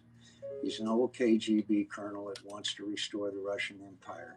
You make them into demons, and the American people find that the way they can understand the world. Once that happens, it's very difficult for journalists or anyone else to say. They just spent the first half of this movie demonizing literally everybody in Ukraine. Yeah. But yep. all right, but it's like healthy critiques of Putin based on evidence and facts are like not okay. This is demonizing, and this is Ukrainian nationalism, and it's Nazism. Nope. Oh, definitely. hold it. That guy, he's got more of a gray hat than a white hat or a black hat. And if you say that, you're a Yanukovych apologist or you're a Putin apologist. And then the attacks come on to the person saying it, the journalist, the academic, or whoever. Academic. Any good director will tell you that tempo and rhythm are the most essential components to hold an audience's attention. Сама технология, которая применялась, The techniques used in Maidan require sacred victims. сакральных жертв. Это часть технологии. It can also be called a method of betrayal, when the allies and followers are relentlessly thrown into the revolutionary flame. The idea is simple. When the preparation work is done, the trigger just needs to be pulled to set the machine into full motion. The murder of politician Rafiq Hariri led to the Cedar Revolution. Bashar al-Assad did that. And I just, as a fun little thing, he ordered as far as the West is concerned, ordered the bombing of, which, by the way, Bashar al-Assad is backed by the Russians, ordered the bombing in Lebanon of Hariri, and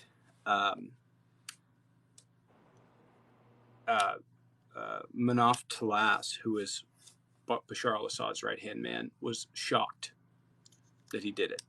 Absolutely shocked. Could not believe it.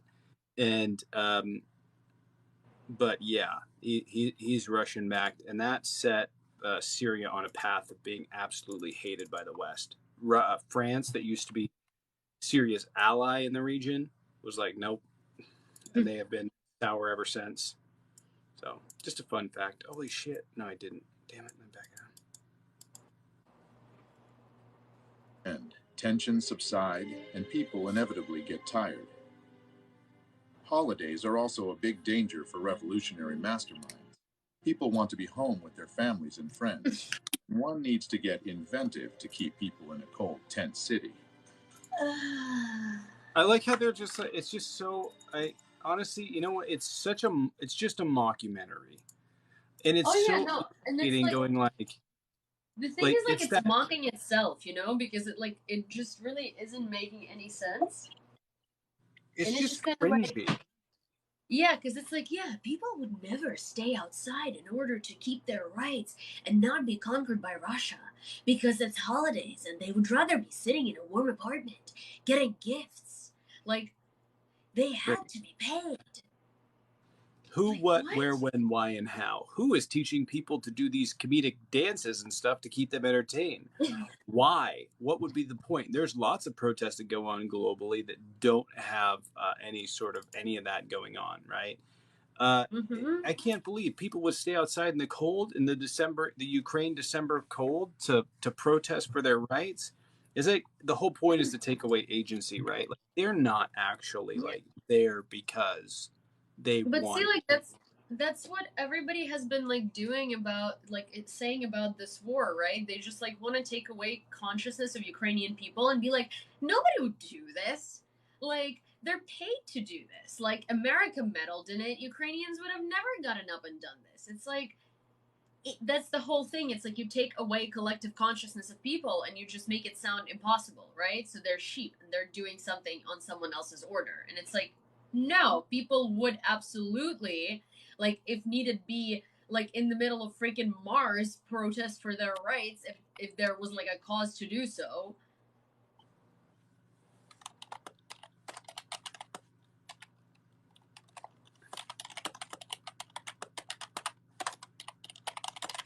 Yeah, it's really fucking annoying. They can't be there unless there's fucking games and shit. I don't understand how one side you can say it's violent and the other side be like, oh no, they're just playing out there playing Christmas games. Day of 2013, tabloid journalist and political wannabe Tatiana Chornovol was chosen to become the tool to whip the protests on Maidan back up. Chosen by civic whom? activist and journalist known for investigating officials was beaten outside Ukraine's capital on Christmas. Her heroic deeds as a reporter looked more like petty crimes, trespassing from the presidential residence of Viktor Yanukovych, leading a rioting crowd to seize the Kiev City Administration building. breaking into a car of the security service of Ukraine. It looked like Tatiana was more interested in making news than reporting it, and gaining name recognition that could be turned into Taking votes for away her struggling agency. political career in the opposition party fatherland. Motivation is She gave not. the world media. Let me tell you about the motivations of this person are not what they seem to be. They just want fortune and fame. A Christmas present in 2013 when she was cruelly beaten by unknown assailants on the road. Despite the fact that in just 3 days all the suspects I wonder who could have done that. during a road rage incident, world media kept insisting upon the political background of the crime. Instantaneously, Tatiana became a heroic martyr, uniting people around her image. The beating coming amid political turmoil in Ukraine. This has drawn a protest. Euromaidan was once again center stage, and Tatiana, in less than 2 months after the assault, she was already healthy enough to attack the office of Party of Regions, the party of Viktor Yanukovych. Звідти виїжджали ті машини, які били мене. Тобто теж навіть гніздо цієї злочинної мафіозної влади, з котрої смерті теж керується звідси. One of the staff members, I wanted to point something out that's something that I thought about, and there is actually no evidence to it, but I think it's a very interesting thing. But so Yanukovych's party is called Party of Regions, Regionen, and we don't really call things regions. We call them oblast, right? Regiony is what Russia calls Ukrainian regions, and also people used to refer to regiony as the eastern Ukraine. Oh, you're from the regions, as in it used to be kind of you're from there, right? So I think that when he was born in Donbass and he had a lot of support in Donetsk and stuff like that, and so I think that he purposely called his party the Party of Regions in order to sort of create this division between the East and the West, sort of to bring out the yes, we're the regions and we're the stronger. It's hard to explain. It's as in to show the divide to the Western Ukrainians who were not okay with separating it onto regions in different parts of Ukraine and stuff like that, So I think that I don't know if I'm explaining it very correctly, but as in I think that the name within itself of that party makes me feel like the name was made to be divisive, as in it's almost Make America Great Again was a slogan, right? I feel like Partia Regionів in itself had a connotation between it underneath it to sort of make people think that this is the party that's going to bring out the regions and it's going to care about the regions, right? And it's sort of putting it on a pedestal. I don't know if does that make sense? Yeah. I don't know if it does. If I don't know if it does for anybody who's not Ukrainian. So if it didn't, let me know, and at some point I'll come up with a better explanation, but probably not right now because that's all I have. Sorry, look up.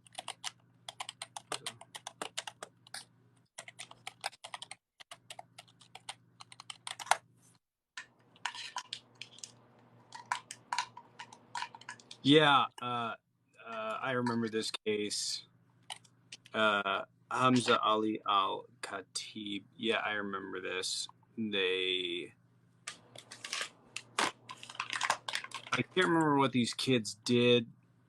One second.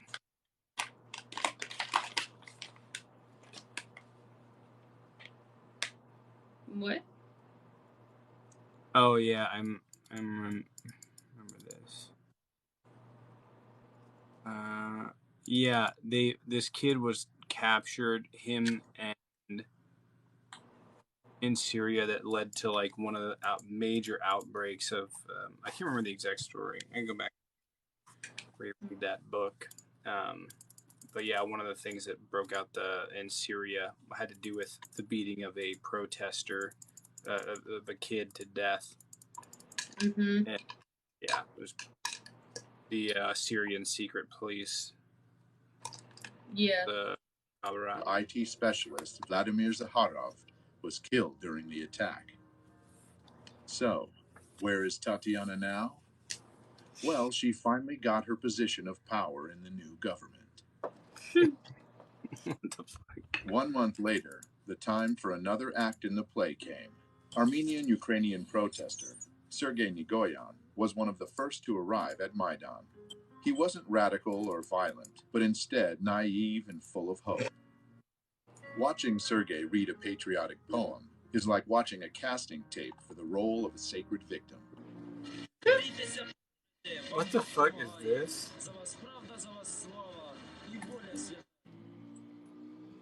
Unfortunately, Sergei got the part.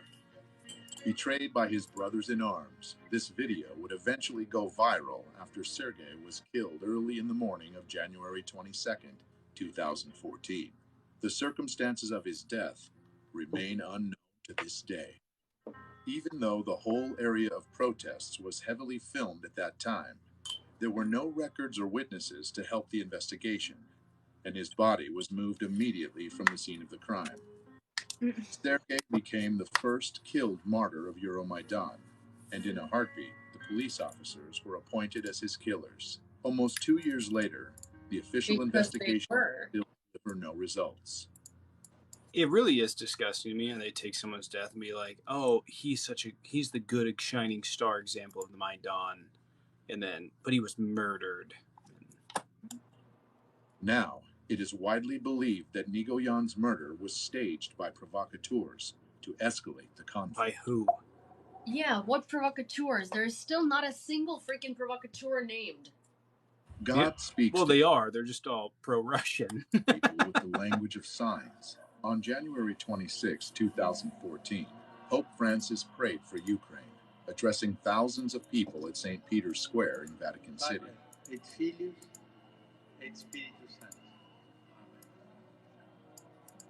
Next, can we support the Belarusian people in overthrowing Lukashenko? I'm just throwing that out there. I feel like that'd be good next move. Yep, 100%.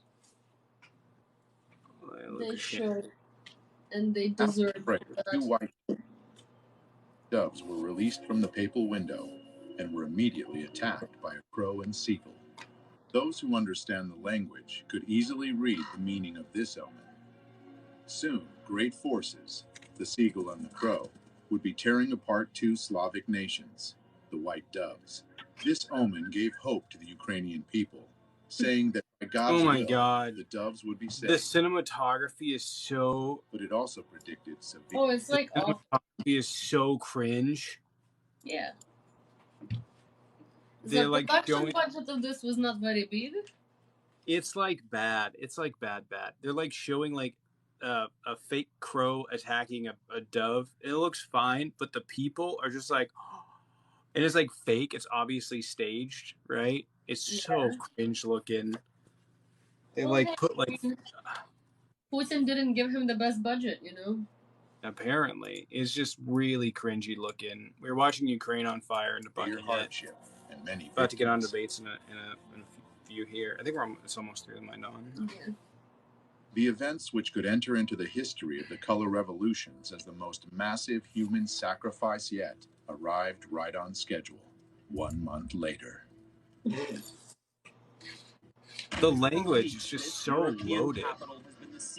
Yeah, but that's because they're very heavily pushing their narrative. They're not even like being subtle about it.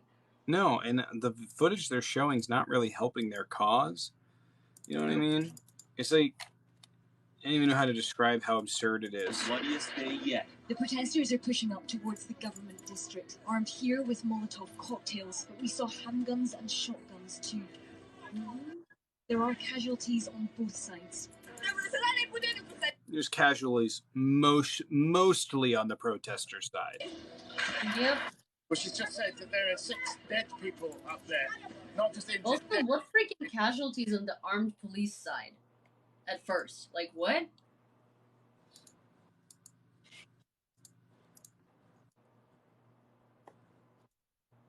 Let's see. 20 февраля начали... They started taking down police officers on February 20th. I was informed the sniper started shooting me, and there were casualties on both sides. That was Yanukovych. First shots came from the building of the conservatory, which was controlled by the Maidan forces. This is like wrong for a number of reasons.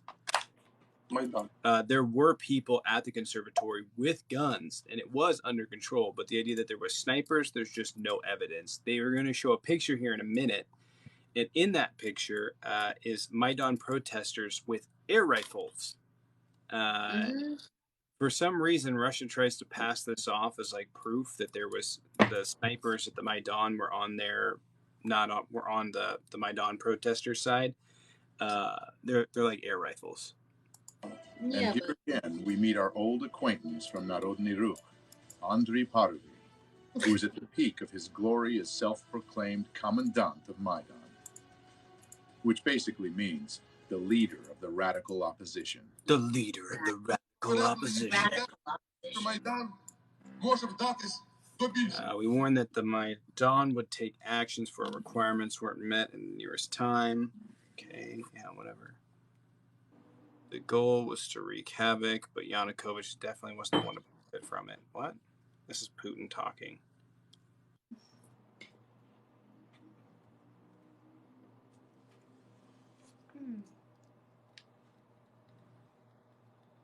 Hmm. 14 policemen dead and 43 wounded.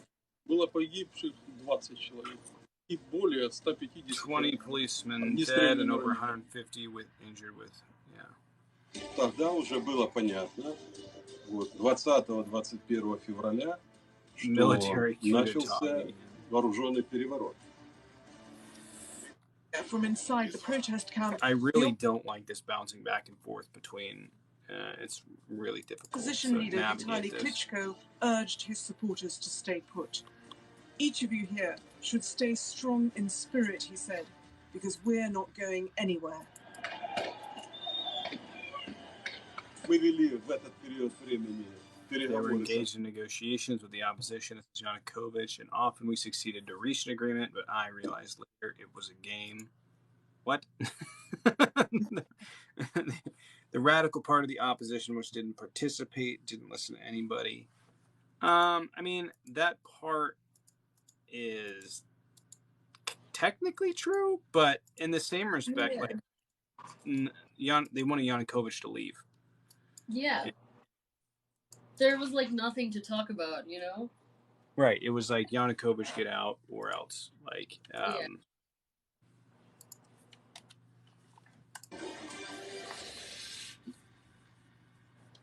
Like in 2004 during the Orange Revolution, international leaders felt it necessary to intervene and bring both sides to the negotiating table. Приехали 3 министра иностранных дел европейских стран. 3 ministers of foreign affairs came to Kiev. Yeah. Frank-Walter Steinmeier, Radoslav Sikorsky. Приняли участие. They took part in the meeting of Yanukovych and the opposition. Президента Януковича и оппозиции.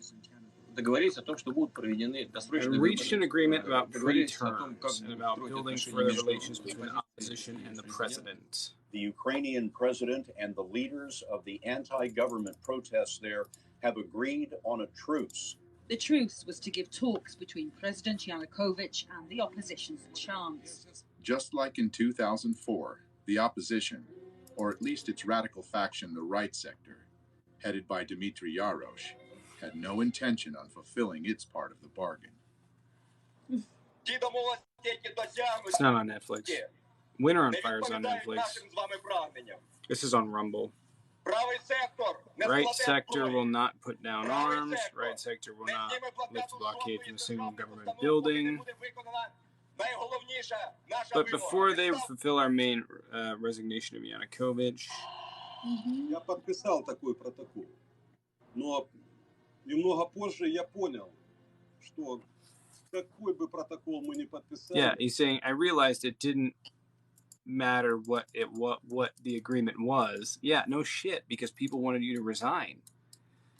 That's It's not a coup d'etat. People wanted you specifically to resign.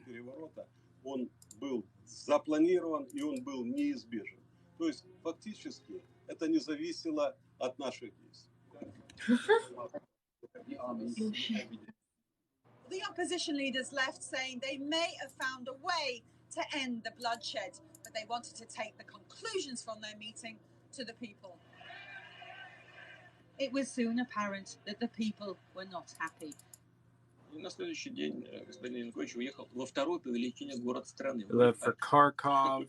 As soon as he left, both his residence and the government were seized by armed people. Администрации и правительства с помощью оружия. Как это называется? Дело в том, что я вылетел туда вертолетом. Машины, которые меня должны были сопровождать, выехали самостоятельно. Но этого никто не знал. Ехали президентские машины, и по They open fire on the president. Okay, yeah. I have a real hard time believing that. No. I have a really hard time believing that his motorcade in the middle of the night that people didn't even know, the residents people didn't even know he was at, was fucking fired on. Yep. It's so absurd. It was fired on. Yeah, no.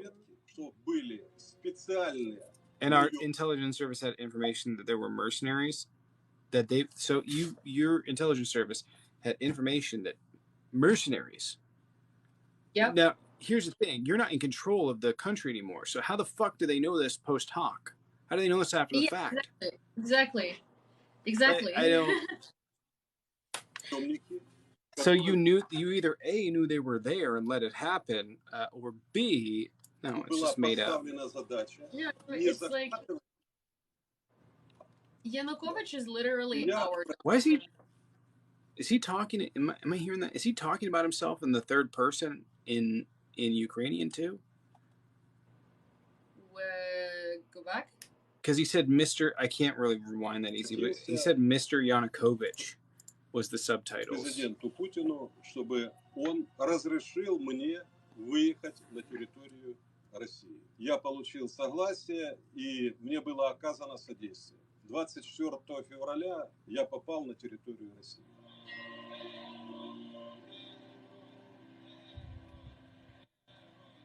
At the same time, Kiev was saying its last goodbyes to the victims of the massacre. Yeah. It was Крыма всегда было. All right, and then they go into Crimea, but that's a whole different thing. Yeah. So, my conclusion is of this: I am shocked and yet not surprised that that a pro-Russian propagandist would. This is the best information that they could come out with. This is surface level information. This is not well put together. But that's the thing. Honestly, I thought the propaganda would be better. I've heard the propaganda before in a more spastic way of people explaining how exactly 2014 was a coup. This video pretty much says that in like a video format. Yeah, exactly. But see, like, this is funny because it's like the most effective and easy propaganda to put together is to take real events and just tell them the wrong way, you know? So it's just basically like what they did. They were like, yeah, so see, violence. This was the violence that people caused violence, see, and we had to respond with violence. Here is no photos of people's violence, but this is our violence. But now it looks justified to you because we said there was violence before. So yeah. But listening to him was genuinely like such a brain fry, and I didn't realize how many involuntary gags I would have every single time I would hear Yanukovych's voice. I genuinely haven't in like so many years, and the first time he came on, I swear I was just like, it was just like a whole body reaction. I hope to never hear that guy again. Yeah, they were trying. And the whole plan for Russia to take over. Ukraine. They're like, we're going to put Yanukovych back in power. It's like, do you not like? How? Like, I didn't understand that shit at all. How? Like, they're just going to throw Yanukovych back in power and be like, yo, here you go. I guess. Awesome. Anyway. So. Go here. Nice. Okay. Well, thank you for playing this, and thank you for giving your 5, 10, 12, 50 cents whole dollar on this issue. And yeah, thank you for this. This was really cool, and I'm very happy that a lot of people have well, I'm not happy a lot of people have heard this shit, but I'm happy that a lot of people have heard this shit with proper commentary behind it. So Yeah. they're not gonna be susceptible to this very lovely orchestrated pseudo-historical interpretation. What is it like? It's fictional interpretation of history. Let's put it that way. Yeah, there's a book that's on Audible that I had a while ago called you had to look for it. It's called Ukraine's Maidan, and it's basically about the entire Revolution of Dignity. So you guys can check it out if you want to. But I appreciate you, Yewleea. I'm gonna head off. I'm gonna actually go use the restroom and do some debates. But I appreciate you stopping in. Yeah, thank you. Also, how do I disconnect from the shared screen and Yeah, it's right here. All right, take care. Talk to you later. Look at that. See, I only know how to like fully hang up. Yeah, so that was part of Ukraine on Fire. Honestly, I'm very happy that Tommy needs to go do debates because I don't think I can handle any more of listening to Yanukovych in my life. I was hoping I would never hear him again. And honestly, like, I don't know if you guys noticed, but every single time that he was talking, hi Smiley, I just, like, I have like an involuntary bodily reaction where I can't listen to him. Like, I wonder if it's just me or every other Ukrainian. The second you hear his voice, it's like, oh my god. It's so bad. Hi. Oh, hi. But yeah, it was just, I don't know, I can't, I try to avoid this documentary, I really must like. Yeah, well, that's like the thing, I try to avoid this as well, and like, it's easier to tune in when you have somebody else who sort of like knows what they're talking about, that you know that they can catch it if you don't, because like certain moments I don't know, like, the like, pseudo-history in the beginning, it was easier to sort of listen to, but then when they were talking about, Maidan, and then when they were, like, blaming the students, and they were saying that it's a coup and stuff, that's when I can't do that anymore, because I know, I have friends. I have friends who wound up in a hospital because of protesting. Like, I have friends who slept in the tents in Maidan. So it's like, no, you know?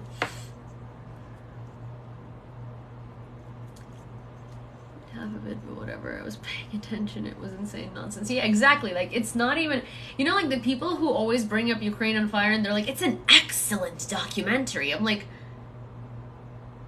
are you? What?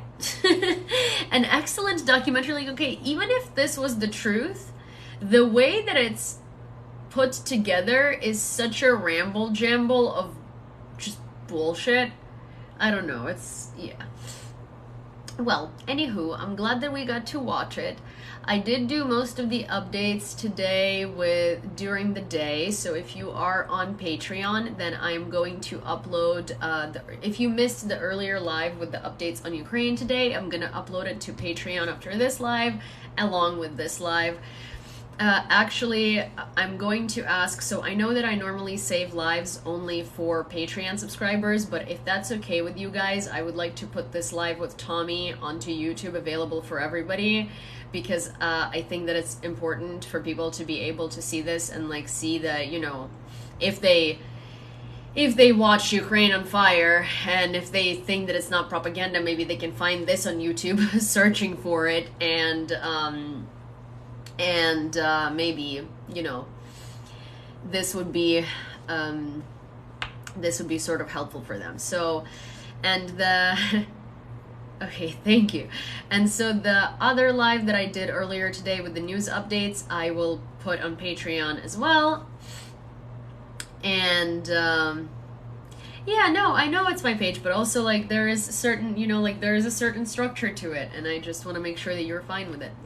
And so yeah, so that's, yeah. I'll put it on Patreon. Yeah, Winter on Fire is an amazing documentary. Here is Winter on Fire. Let me show you. Wait, sorry, one second.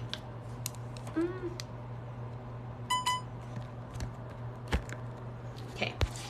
This is Winter on Fire.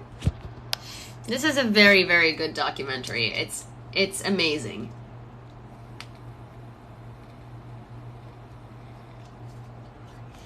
Ukraine on Fire is garbage. And we just watched that garbage.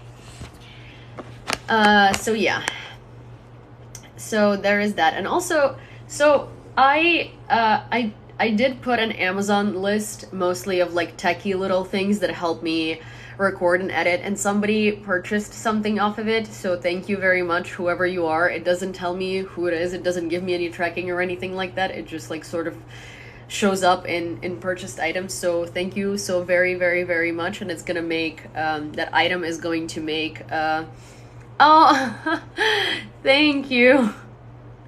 Thank you so much. That's actually going to help a lot with the podcast, with, that's going to help with the podcast with my with the history with the historian, because a clear mic is really, really good. Thank you.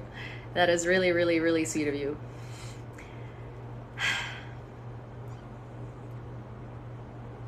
But yes, thank you guys. Thanks.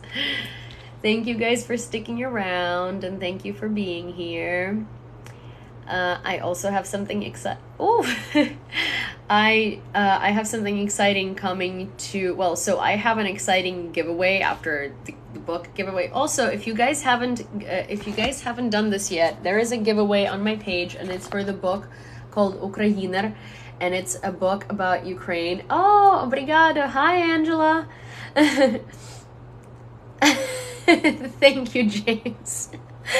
I do need the wireless charger. But so it's a book about Ukraine, and it's awesome, and it shows Ukraine as it really is. It was an expedition between 2016 and 2018, and they filmed like the real Ukraine in every different state and region, and so there is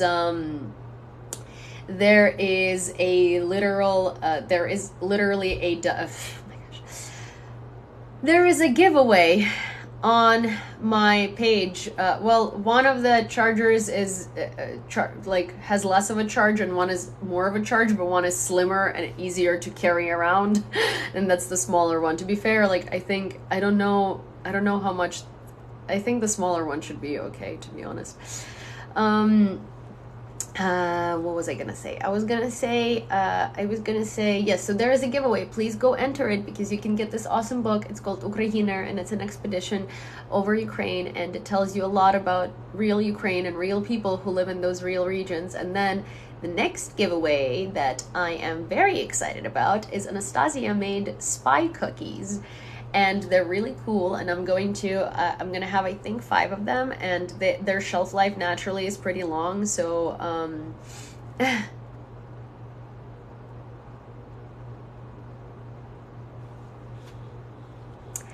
and what was I gonna say? Oh, and spy cookies. Yeah, they are spy cookies. I would show them to you, but I don't think I have them on here. Like I have them on my phone, so I can't show them to you because I am on my phone, but they were on my Instagram story. I will repost them again because they're really cool, and I'm gonna give them away, the spy cookies, and then if you guys like them, there is a possibility that we might bring them to the spy shop. And these are made in my family's bakery in Ukraine, and so they're honey breads, like gingerbreads, and their shelf life naturally is like a couple of months. So even with shipping from Ukraine, even if it takes like 2 weeks, they're still going to be good for a long time. And trust me, like, I don't know, I personally don't even like sweets that much, and I gulp it. And they're so like soft and stuff like that. So if you end up liking them, we can bring them as part of the Ukrainian American spy shop, and that way it's going to be going to a Ukrainian business. But yes. But for now, they're going to be a part of a giveaway. So if you're interested, it's coming soon. And if you're interested in the Ukrainer book, it is, wait, let me show you.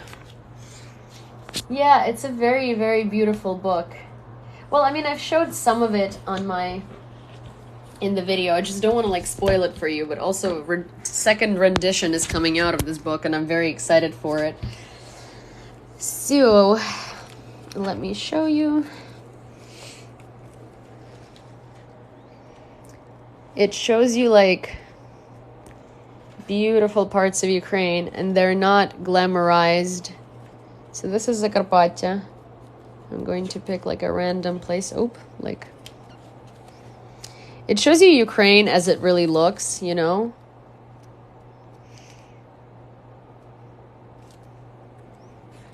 And you can use QR codes to find out more. It's a beautiful book. And it's up for a giveaway.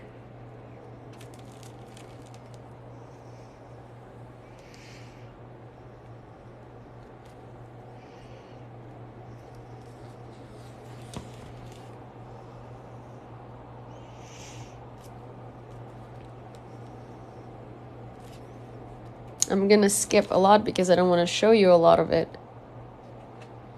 But I do want to show you some.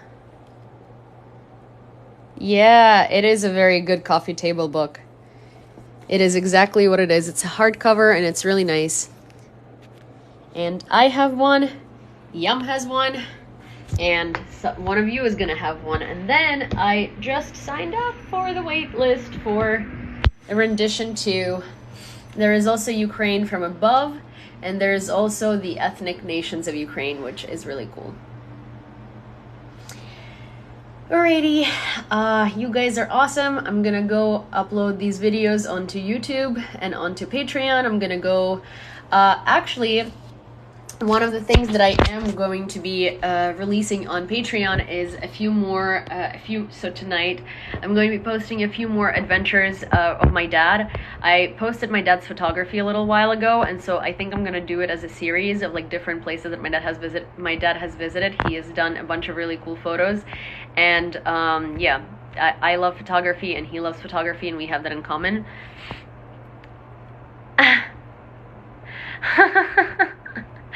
But yeah, so there is a little bit of Tato material coming, and I hope you guys like it. And if you're not signed up for Patreon, but you have an ability to do so, please, please, please consider it. And, you know, this is like a phrase that's became, thank you, valeu.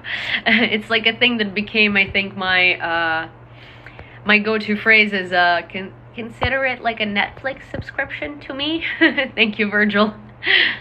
Like a, you know, like a Netflix subscription, but just with like less cinematography and professional video powers and stuff.